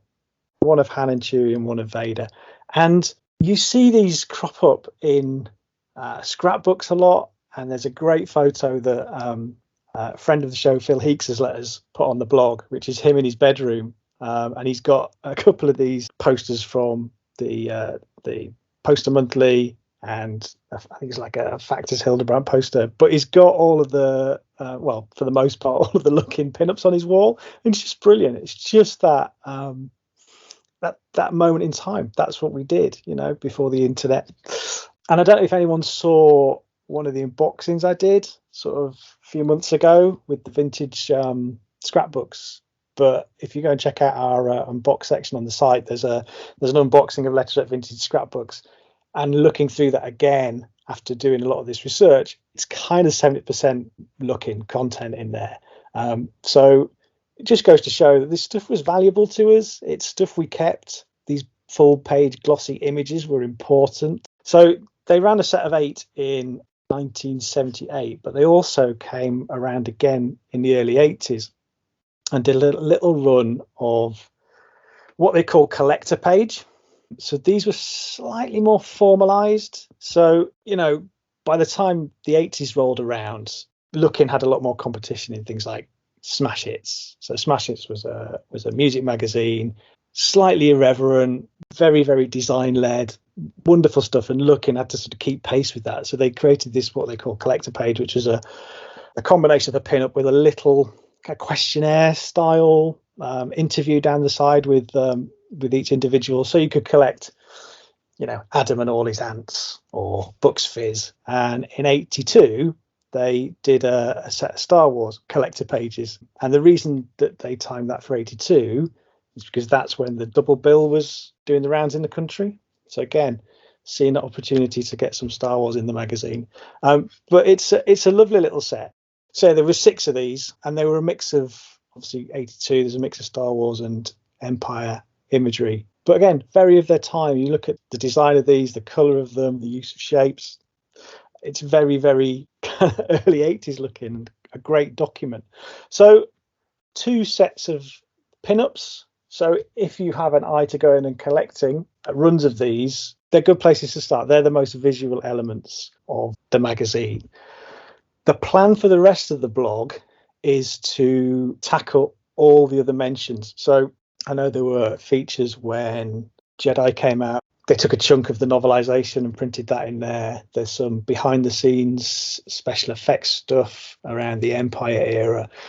So there were features that were specific to Star Wars. There's also a hell of a lot of stuff where it's kind of like, let's do a sci-fi roundup, and there'll be Star Wars included in there as part of a more of a genre thing. But then there's lots of smaller mentions and smaller kind of news articles where they're featuring models of R2-D2 that kids have made, or there was a real sort of drive to feature kids' collections. Kids would photograph their vintage Star Wars collection, not their vintage at the time, it was just their Star Wars collections, and send them in. And occasionally you'd get one of those cropping up in the magazine, and they're really nice to capture. So I'm working on that.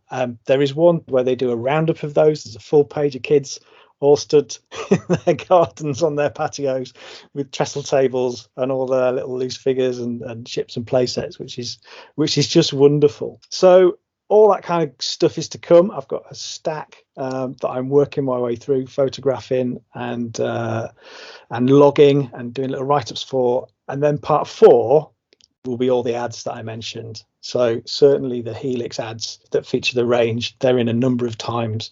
But I think, if I get it in the right order and I find every issue, there's a pretty comprehensive set of Palitoy ads in these magazines as well. So once that's done, it will all go on the blog. And then at the end, what I hope to do is have the ultimate Star Wars look-in database. So you can go through chronologically and issue by issue, see what content there was for Star Wars in look-in.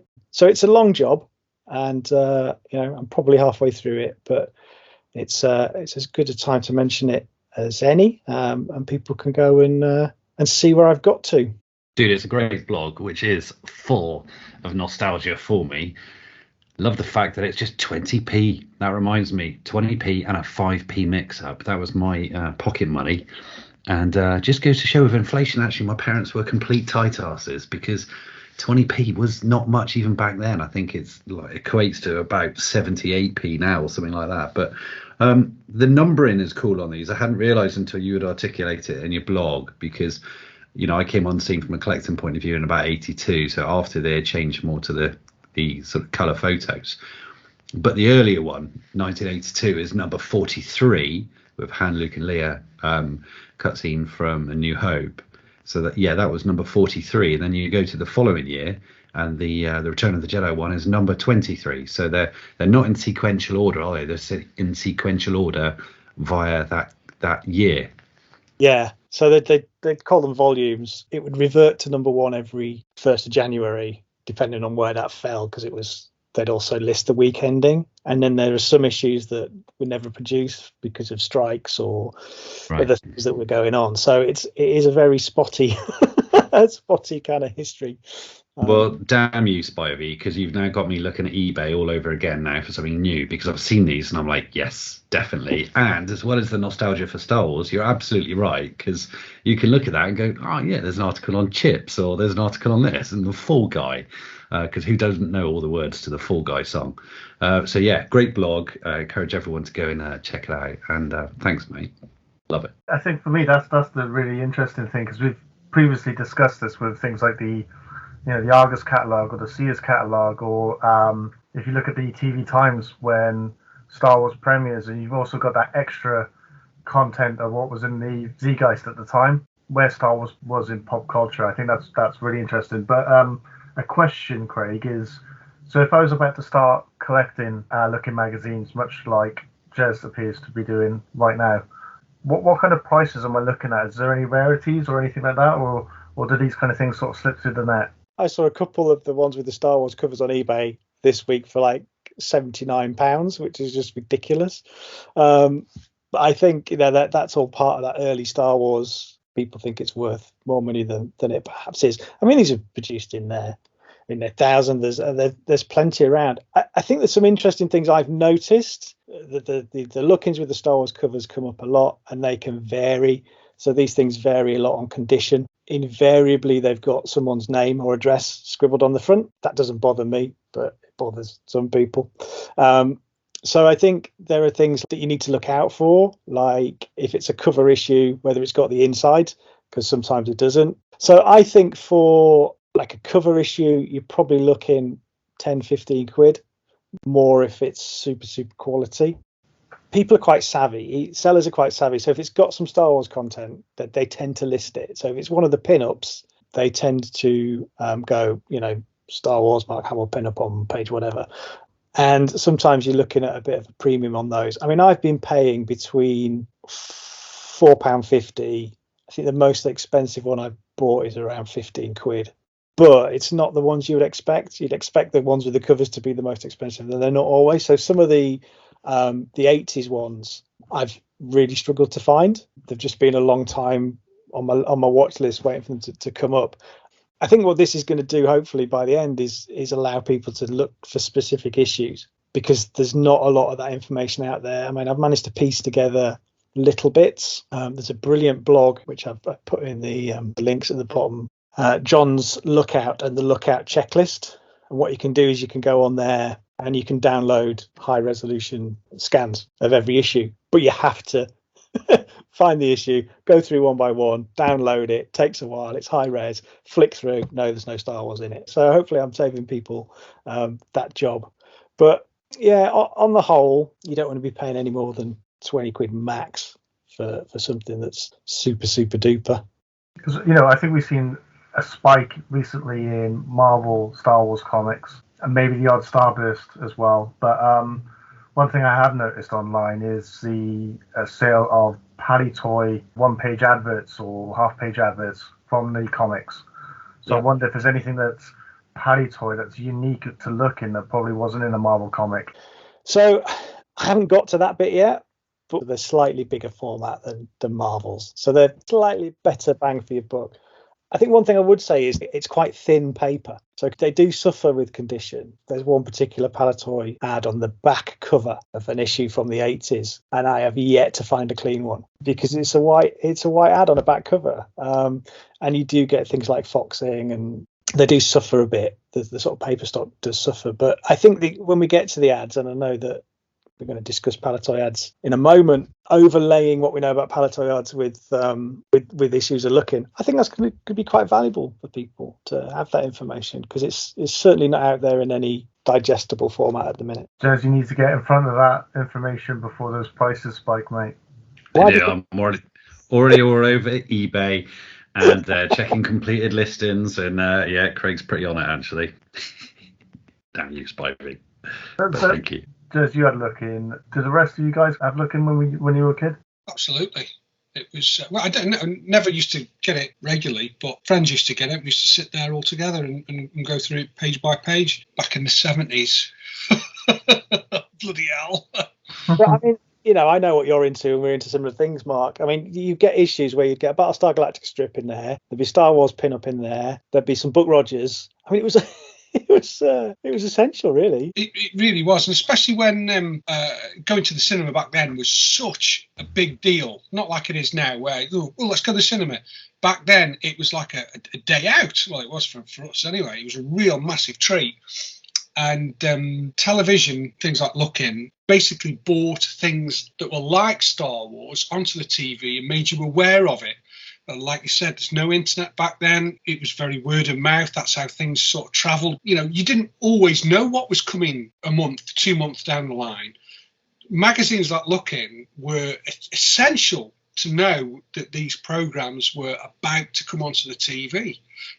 We were starved of stuff like this back then. So any outlet that was able to give us an insight into, new things coming on the television was absolute gold. Yeah, there can't be many publications out there that have got Big Daddy the Wrestler and a comic strip of Mind Your Language sort of mixed in with glossy Hollywood productions. Shocking stuff. I mean, you wonder how some of it was translated into kids' cartoon strips, because these were quite adult, boardy, seaside postcard humour of its time. And, you know, you look at some of it now and think, Jesus, how did that get printed in there? But, yeah, that's looking. Yeah, well, Craig, brilliant topic, mate, and a brilliant blog post. Do go and check that out. Yeah, looking forward to part 2, Craig, and part 3, part 4, part 5. There's plenty to keep going at. Look in every week for explosive action with the Bionic Woman and the $6 Million Man. Look in every week for a load of fun with Benny Hill, Doctor on the Go, and Flintlock.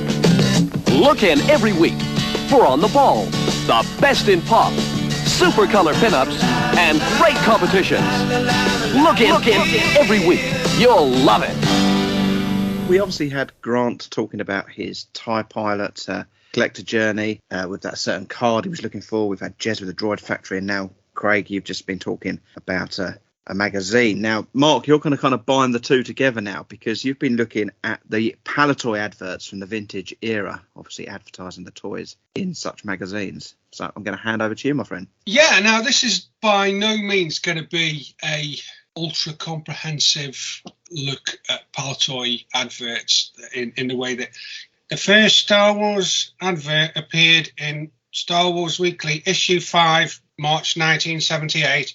We're not going to go down that road. I'm just going to highlight some of the real gems with regards to Palitoy. So I shall begin. The first Star Wars advert appeared in Star Wars Weekly issue 5, March 1978. And it featured a double-page spread with the initial Palitoy toy lineup. It was a very, very sort of basic line art comic advert, which Palitoy strangely went down that road rather than photographs. They went for this illustrative approach, which quite unusual, and actually followed through pretty much the whole of their advertising. It was very rare that they actually used any photographs. They always went with illustrative renditions of product.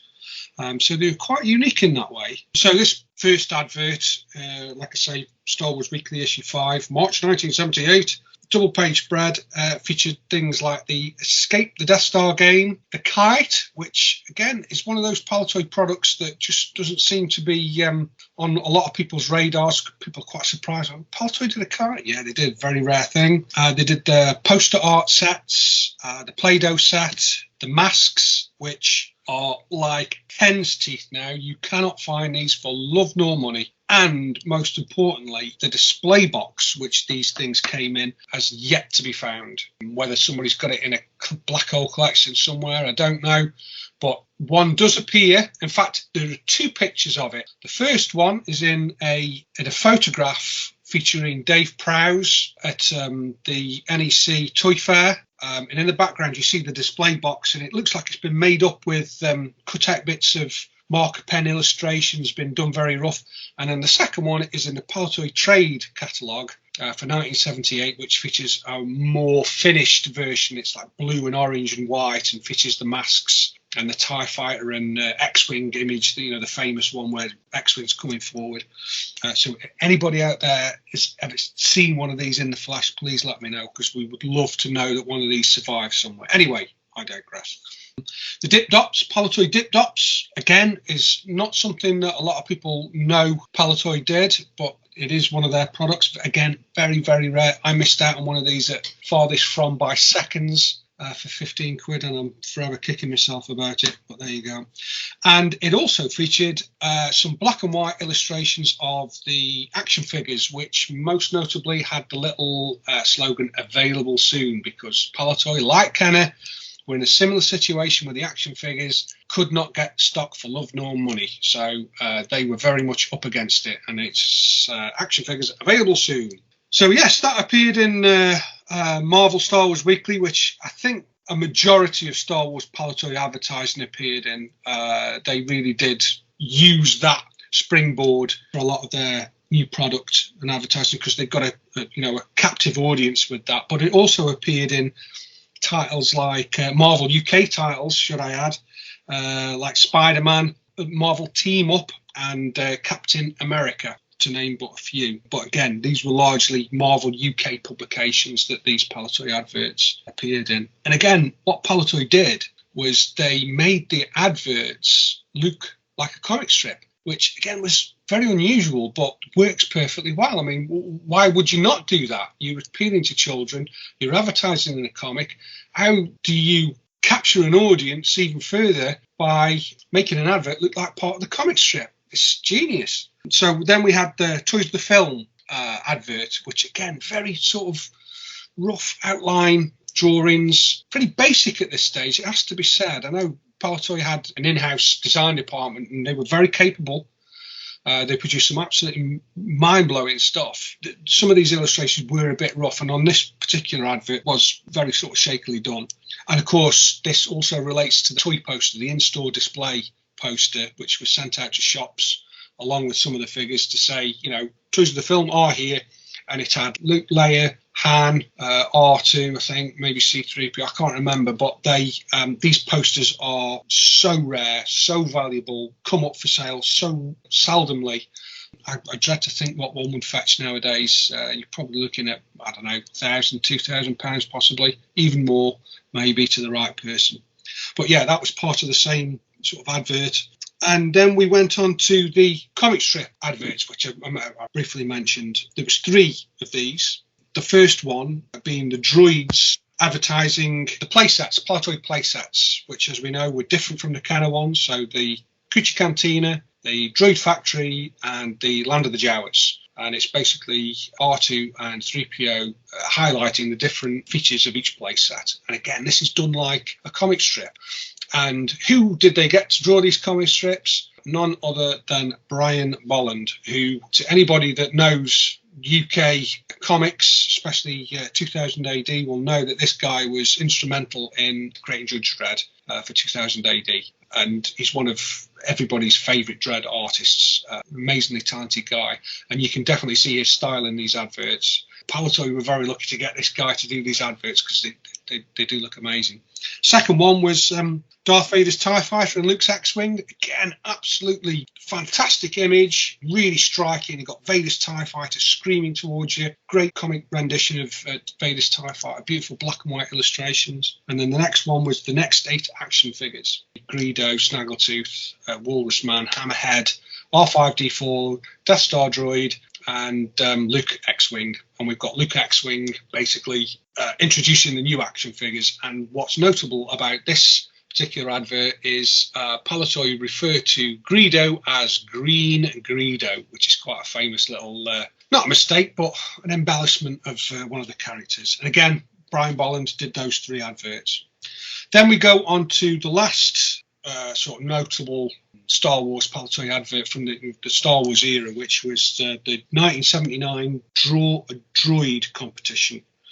And the top prize for this was to win a day on the set of Empire Strikes Back, which at that stage was still shrouded in mystery. Empire Strikes Back, what's that mean? We thought the Empire was finished. Only Vader survived, fascinating. All these questions swirling around in children's heads at that particular time. It was great to be alive in 1979, waiting for that film to come out. And this was an opportunity to get a day on the set. Now, what a prize that must have been. I've got a photograph of Mark Hamill in what looks to be a production office at Elstree, must have been. And I've got a feeling this would have been on Dagobah. I think they visited the Dagobah set.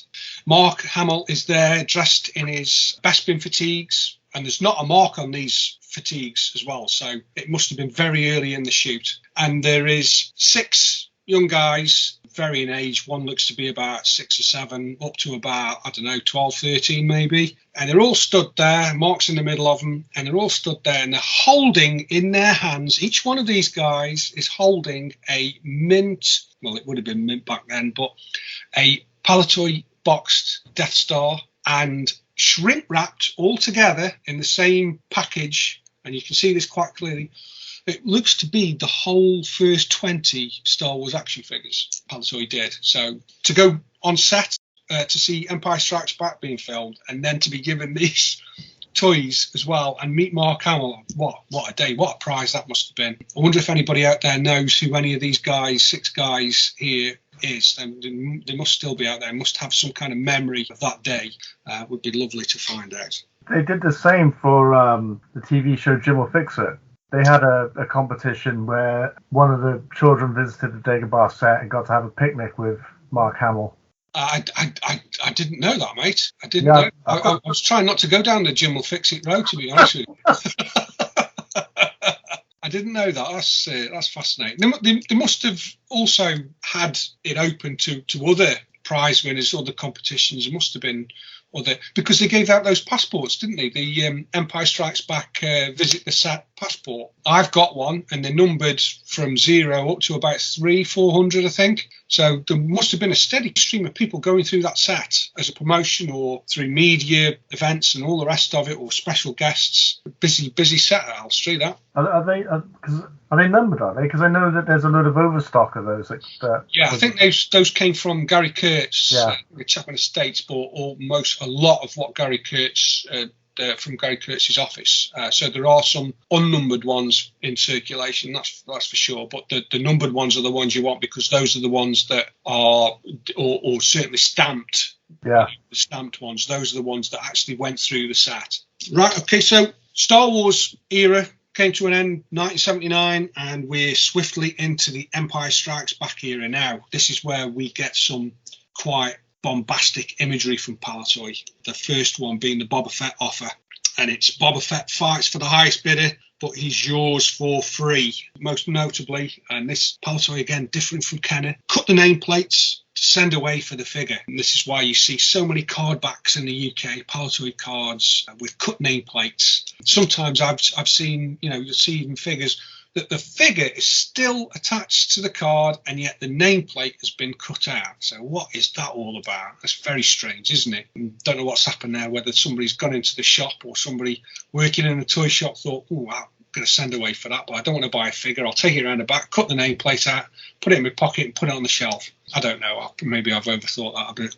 Anyway, so yeah, you would cut so many nameplates out, and you would be able to send away for free things. Now, this is a great gimmick by Palitoy, because what it does is it gets people buying the product. They've got to buy the product to get the freebies, and there's no other way around it. You have to get the action figures. So it was a great way of them being able to find out who was buying what, how many were being sold. A great marketing ploy by Palitoy. There was no sort of copying them. They had to be legitimate things.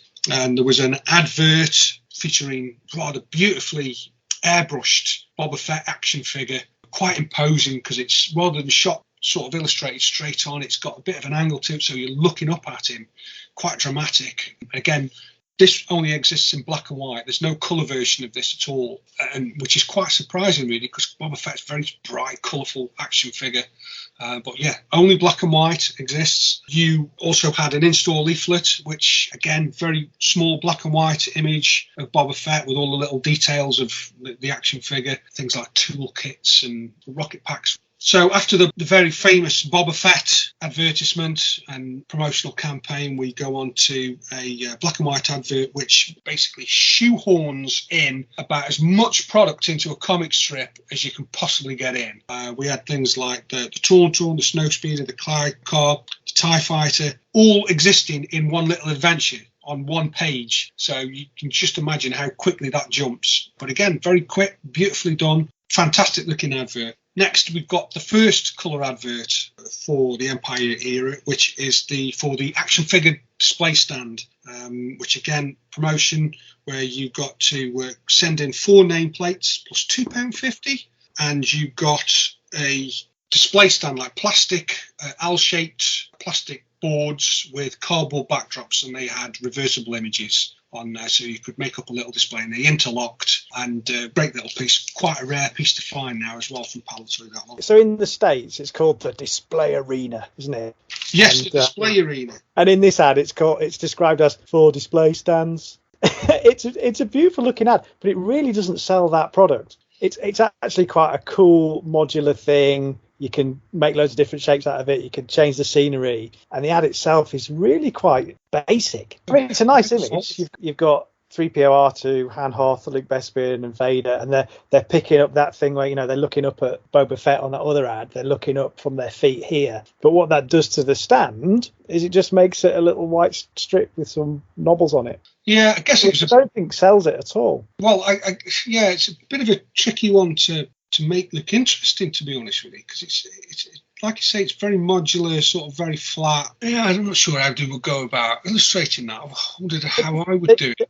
They do a better job on the card back because it shows the different configurations you can make. Yeah, they could have done that on the advert, I guess, but I've not really given any thought to it. It was one that's cropped up in my blog, so I've given it more attention than I probably normally would. Yeah, I mean, I had one of those back in the day, one of those figure stands, and I was quite underwhelmed by it, to be fair. When I got it opened, I was expecting something really quite elaborate, and it was as dull as ditch water. But there you go. So Empire, carrying on with the Empire, we get the capture log promotion, which again, if you're familiar with Palitoy, you will know the little bounty hunter capture log, little seals that used to get on the boxes and on the back of cards as well. Instead of cutting nameplates, you went out and collected these little tags, which again, bounty hunter Palitoy marketing team, design team going into overdrive, thinking how can we generate this whole bounty hunter theme a bit further, and let's get the kids going out and hunting. Yeah, buy more product and cutting the things out off the boxes, so they have to buy the product in order to get the freebies. The second one, much like the Boba Fett figure, we got Dengar, which was again another black and white illustrated looking up at Dengar, making him look quite menacing. This was the first bounty hunter I had as a child. I remember buying it quite vividly from John Menzies in Newcastle under Lyme. When you stood there in front of the rack of figures and you scratch your head and you think, oh God, which one can I have? And you'd flick through the rail, see which figures were hiding behind the backs of the ones on the front. And finally I found Dengar, and I think this guy had only just come out, because I remember looking at it. I hadn't seen Empire Strikes Back and thinking, God, isn't he cool? He's got a backpack. What a cool figure. Again, collect 3 nameplates, send it in, and you got the action figure Dengar. Again, those figures at the moment currently are fetching upwards of £800 if you can find one in the correct bag and box, because a specific box, very specific Palitoy Brad Cake baggy figure for that promotion. So they are very, very rare. And considering how popular these Palitoy promotions were, Palitoy Boba Fett's, mail-away Boba Fett's are just like hen's teeth, and the same goes with Dengar. They're so few and far between, you just don't find them. Mark, is that the same as well for the Dengar carded figure with the Dengar offer on it as well? That's rare as well, isn't it? That's the 45A. That's another very rare figure, but we have it on good authority. It's either a 41 or a 30 back Dengar in existence. Somebody, I've been told, has one, but there isn't a photograph. But I have it on good authority, and I have no reason to disbelieve this person. But until I see a photograph of it, then it still remains a bit of a mystery. Why have you not seen any others anywhere else? So, hopefully one day one might arise. And then we get another advert after the Dengar ads. We get the Vader carry case, which again was part of the capture log. You can either get a survival kit for 4 nameplates, there's Dengar figure for 3 nameplates, or carry case, Vader's carry case for 6 nameplates. And that was part of the capture log promotion. And then lastly, we get the Meet the Stars of Revenge of the Jedi by creating a new bounty hunter, which again was great idea by Palitoy to get kids using their creativity to create these new characters, get young minds thinking about, different characters in the universe and Star Wars and creating their own things. So a very imaginative way of interacting with their audience, who were quite captive. It is thought that the winners of this Design a Bounty Hunter competition got to visit the Rebel briefing room and the Home One hangar bay, as there are publicity shots, shall I say, of children in the background on those sets. So it's looking likely that whoever won that competition got to visit the set on that particular day. So there we go. And then lastly, we've done Star Wars and Empire, and we're on to the Jedi era.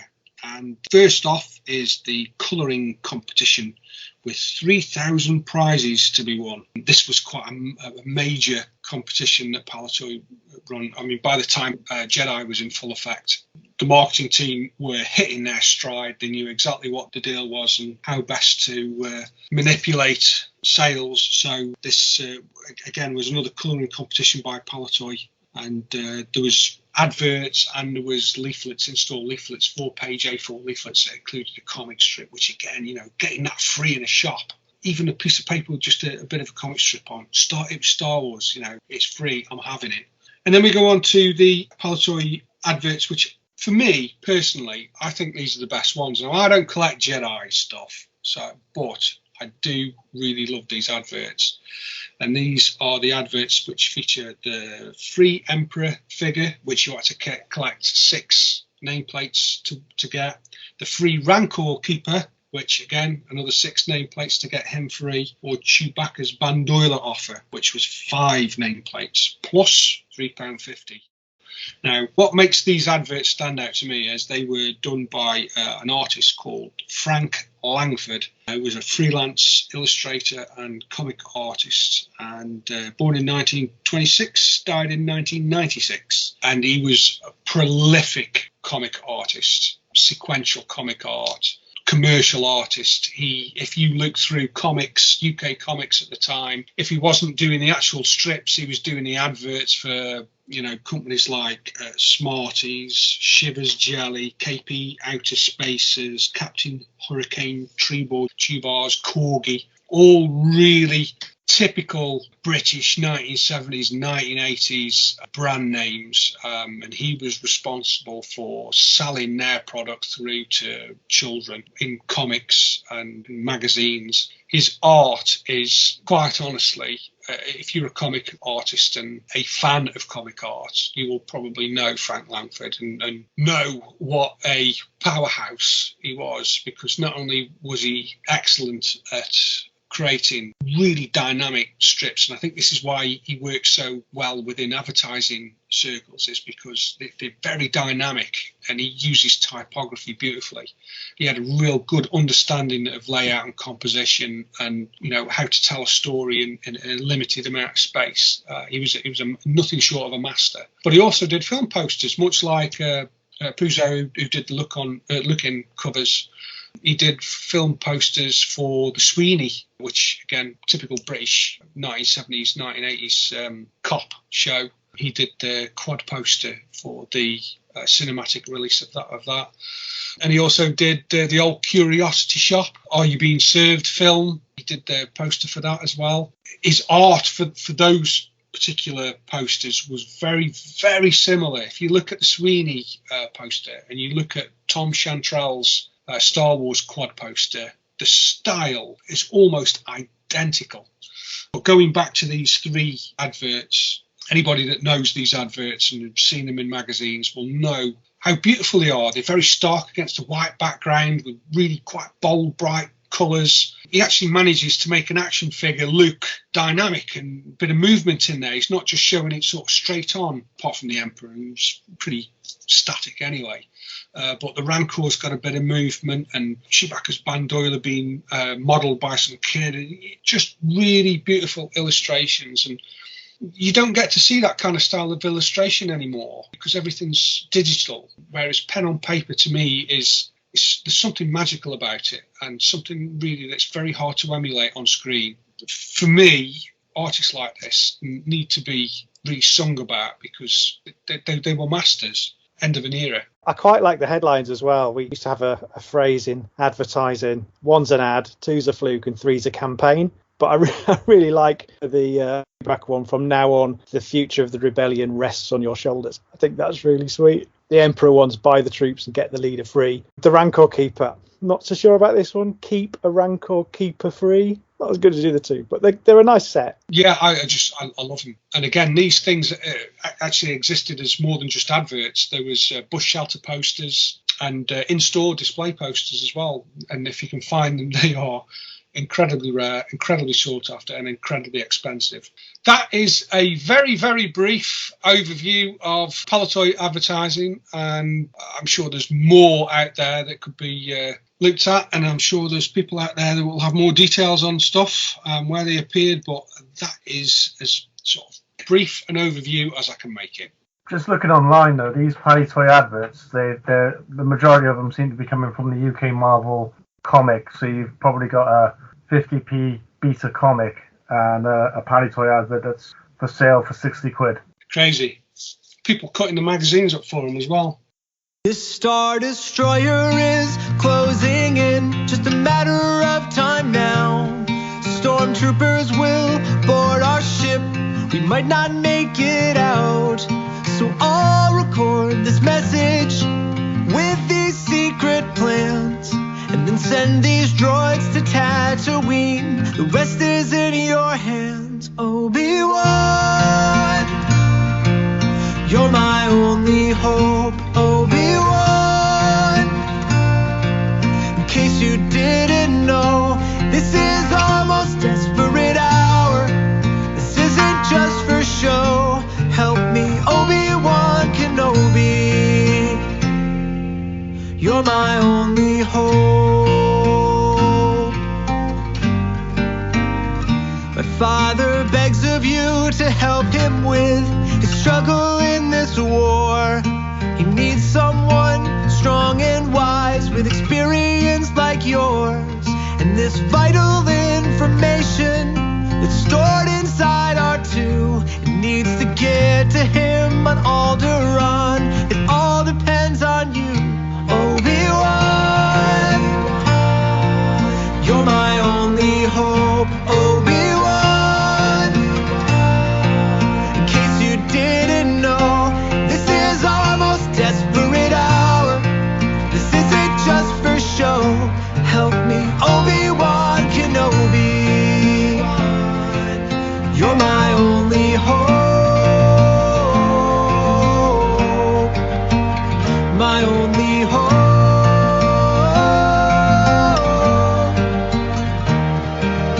I can't overstate how much we need you. With your help, the rebellion will live on. Obi-Wan, you're my only hope. Obi-Wan, in case you didn't know, this is our most desperate hour. This isn't just for show. Help me, Obi-Wan Kenobi. You're my only hope. My only hope.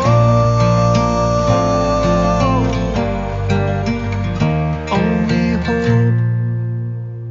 Well, Mark, that was brilliant, mate. Thank you all so much for all of your topics you've studied. I think all four have been a pretty good account. I set Grant a task of one TIE pilot a day for a week after this show, but I think all of you should be doing a few posts on We Are Generation Skywalker with what you've been discussing tonight. Been good to see. Well, Stu, what about an advent calendar? Yeah, there you go. Grant is going to do an advent calendar of TIE products. It's going to be a very, very dark Christmas. That was very generous of him, wasn't it? That was a great recommendation. It's just well taking done. all the pressure off you, Craig. There, it's just like I'm in. I'm doing glad an you advent calendar.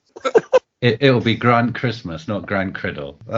Grand Christmas, what a lovely name. If you do want to go and keep an eye on Grant's advent calendar, head over to our social media. On Facebook, we've got obviously our page where we release everything, but we also have our We Are Generation Skywalker page. So go and have a little look for that. Instagram and Twitter, just search for Generation Skywalker. Head over to YouTube. You'll find all our enhanced. You'll find unboxing videos. You'll find Skywalker Blasts, which are just small segments of a specific topic, which, to be honest with you, Craig, I think you've got 4 Skywalker Blasts for 2022 here tonight. Definitely one for the future. Again, just search for Generation Skywalker over there. Hit that subscribe button. And, of course, you can head over to www.generationskywalker.com where you can find links to everything, including the blogs. I mean, 2 of the blogs two of the topics tonight have come from blog posts, so be sure to go and check them out.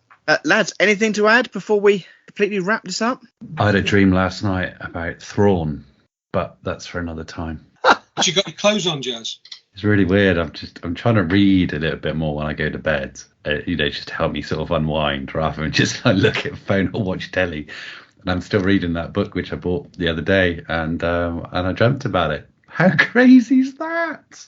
The big red ball just bounces through your dreams. Well, boys, like we said at the beginning of the show, can't wait for Farthest From. It's going to be great to all get together, cause some mayhem, and just generally have a good laugh. But it is for this show. Goodbye from Craig. Cheerio. Goodbye from Mark. Good night. Goodbye from Grant. Goodbye, everyone. And it is goodbye from Jez. Thanks for looking in. Clever. And it is good night from me, and we're Generation Skywalker.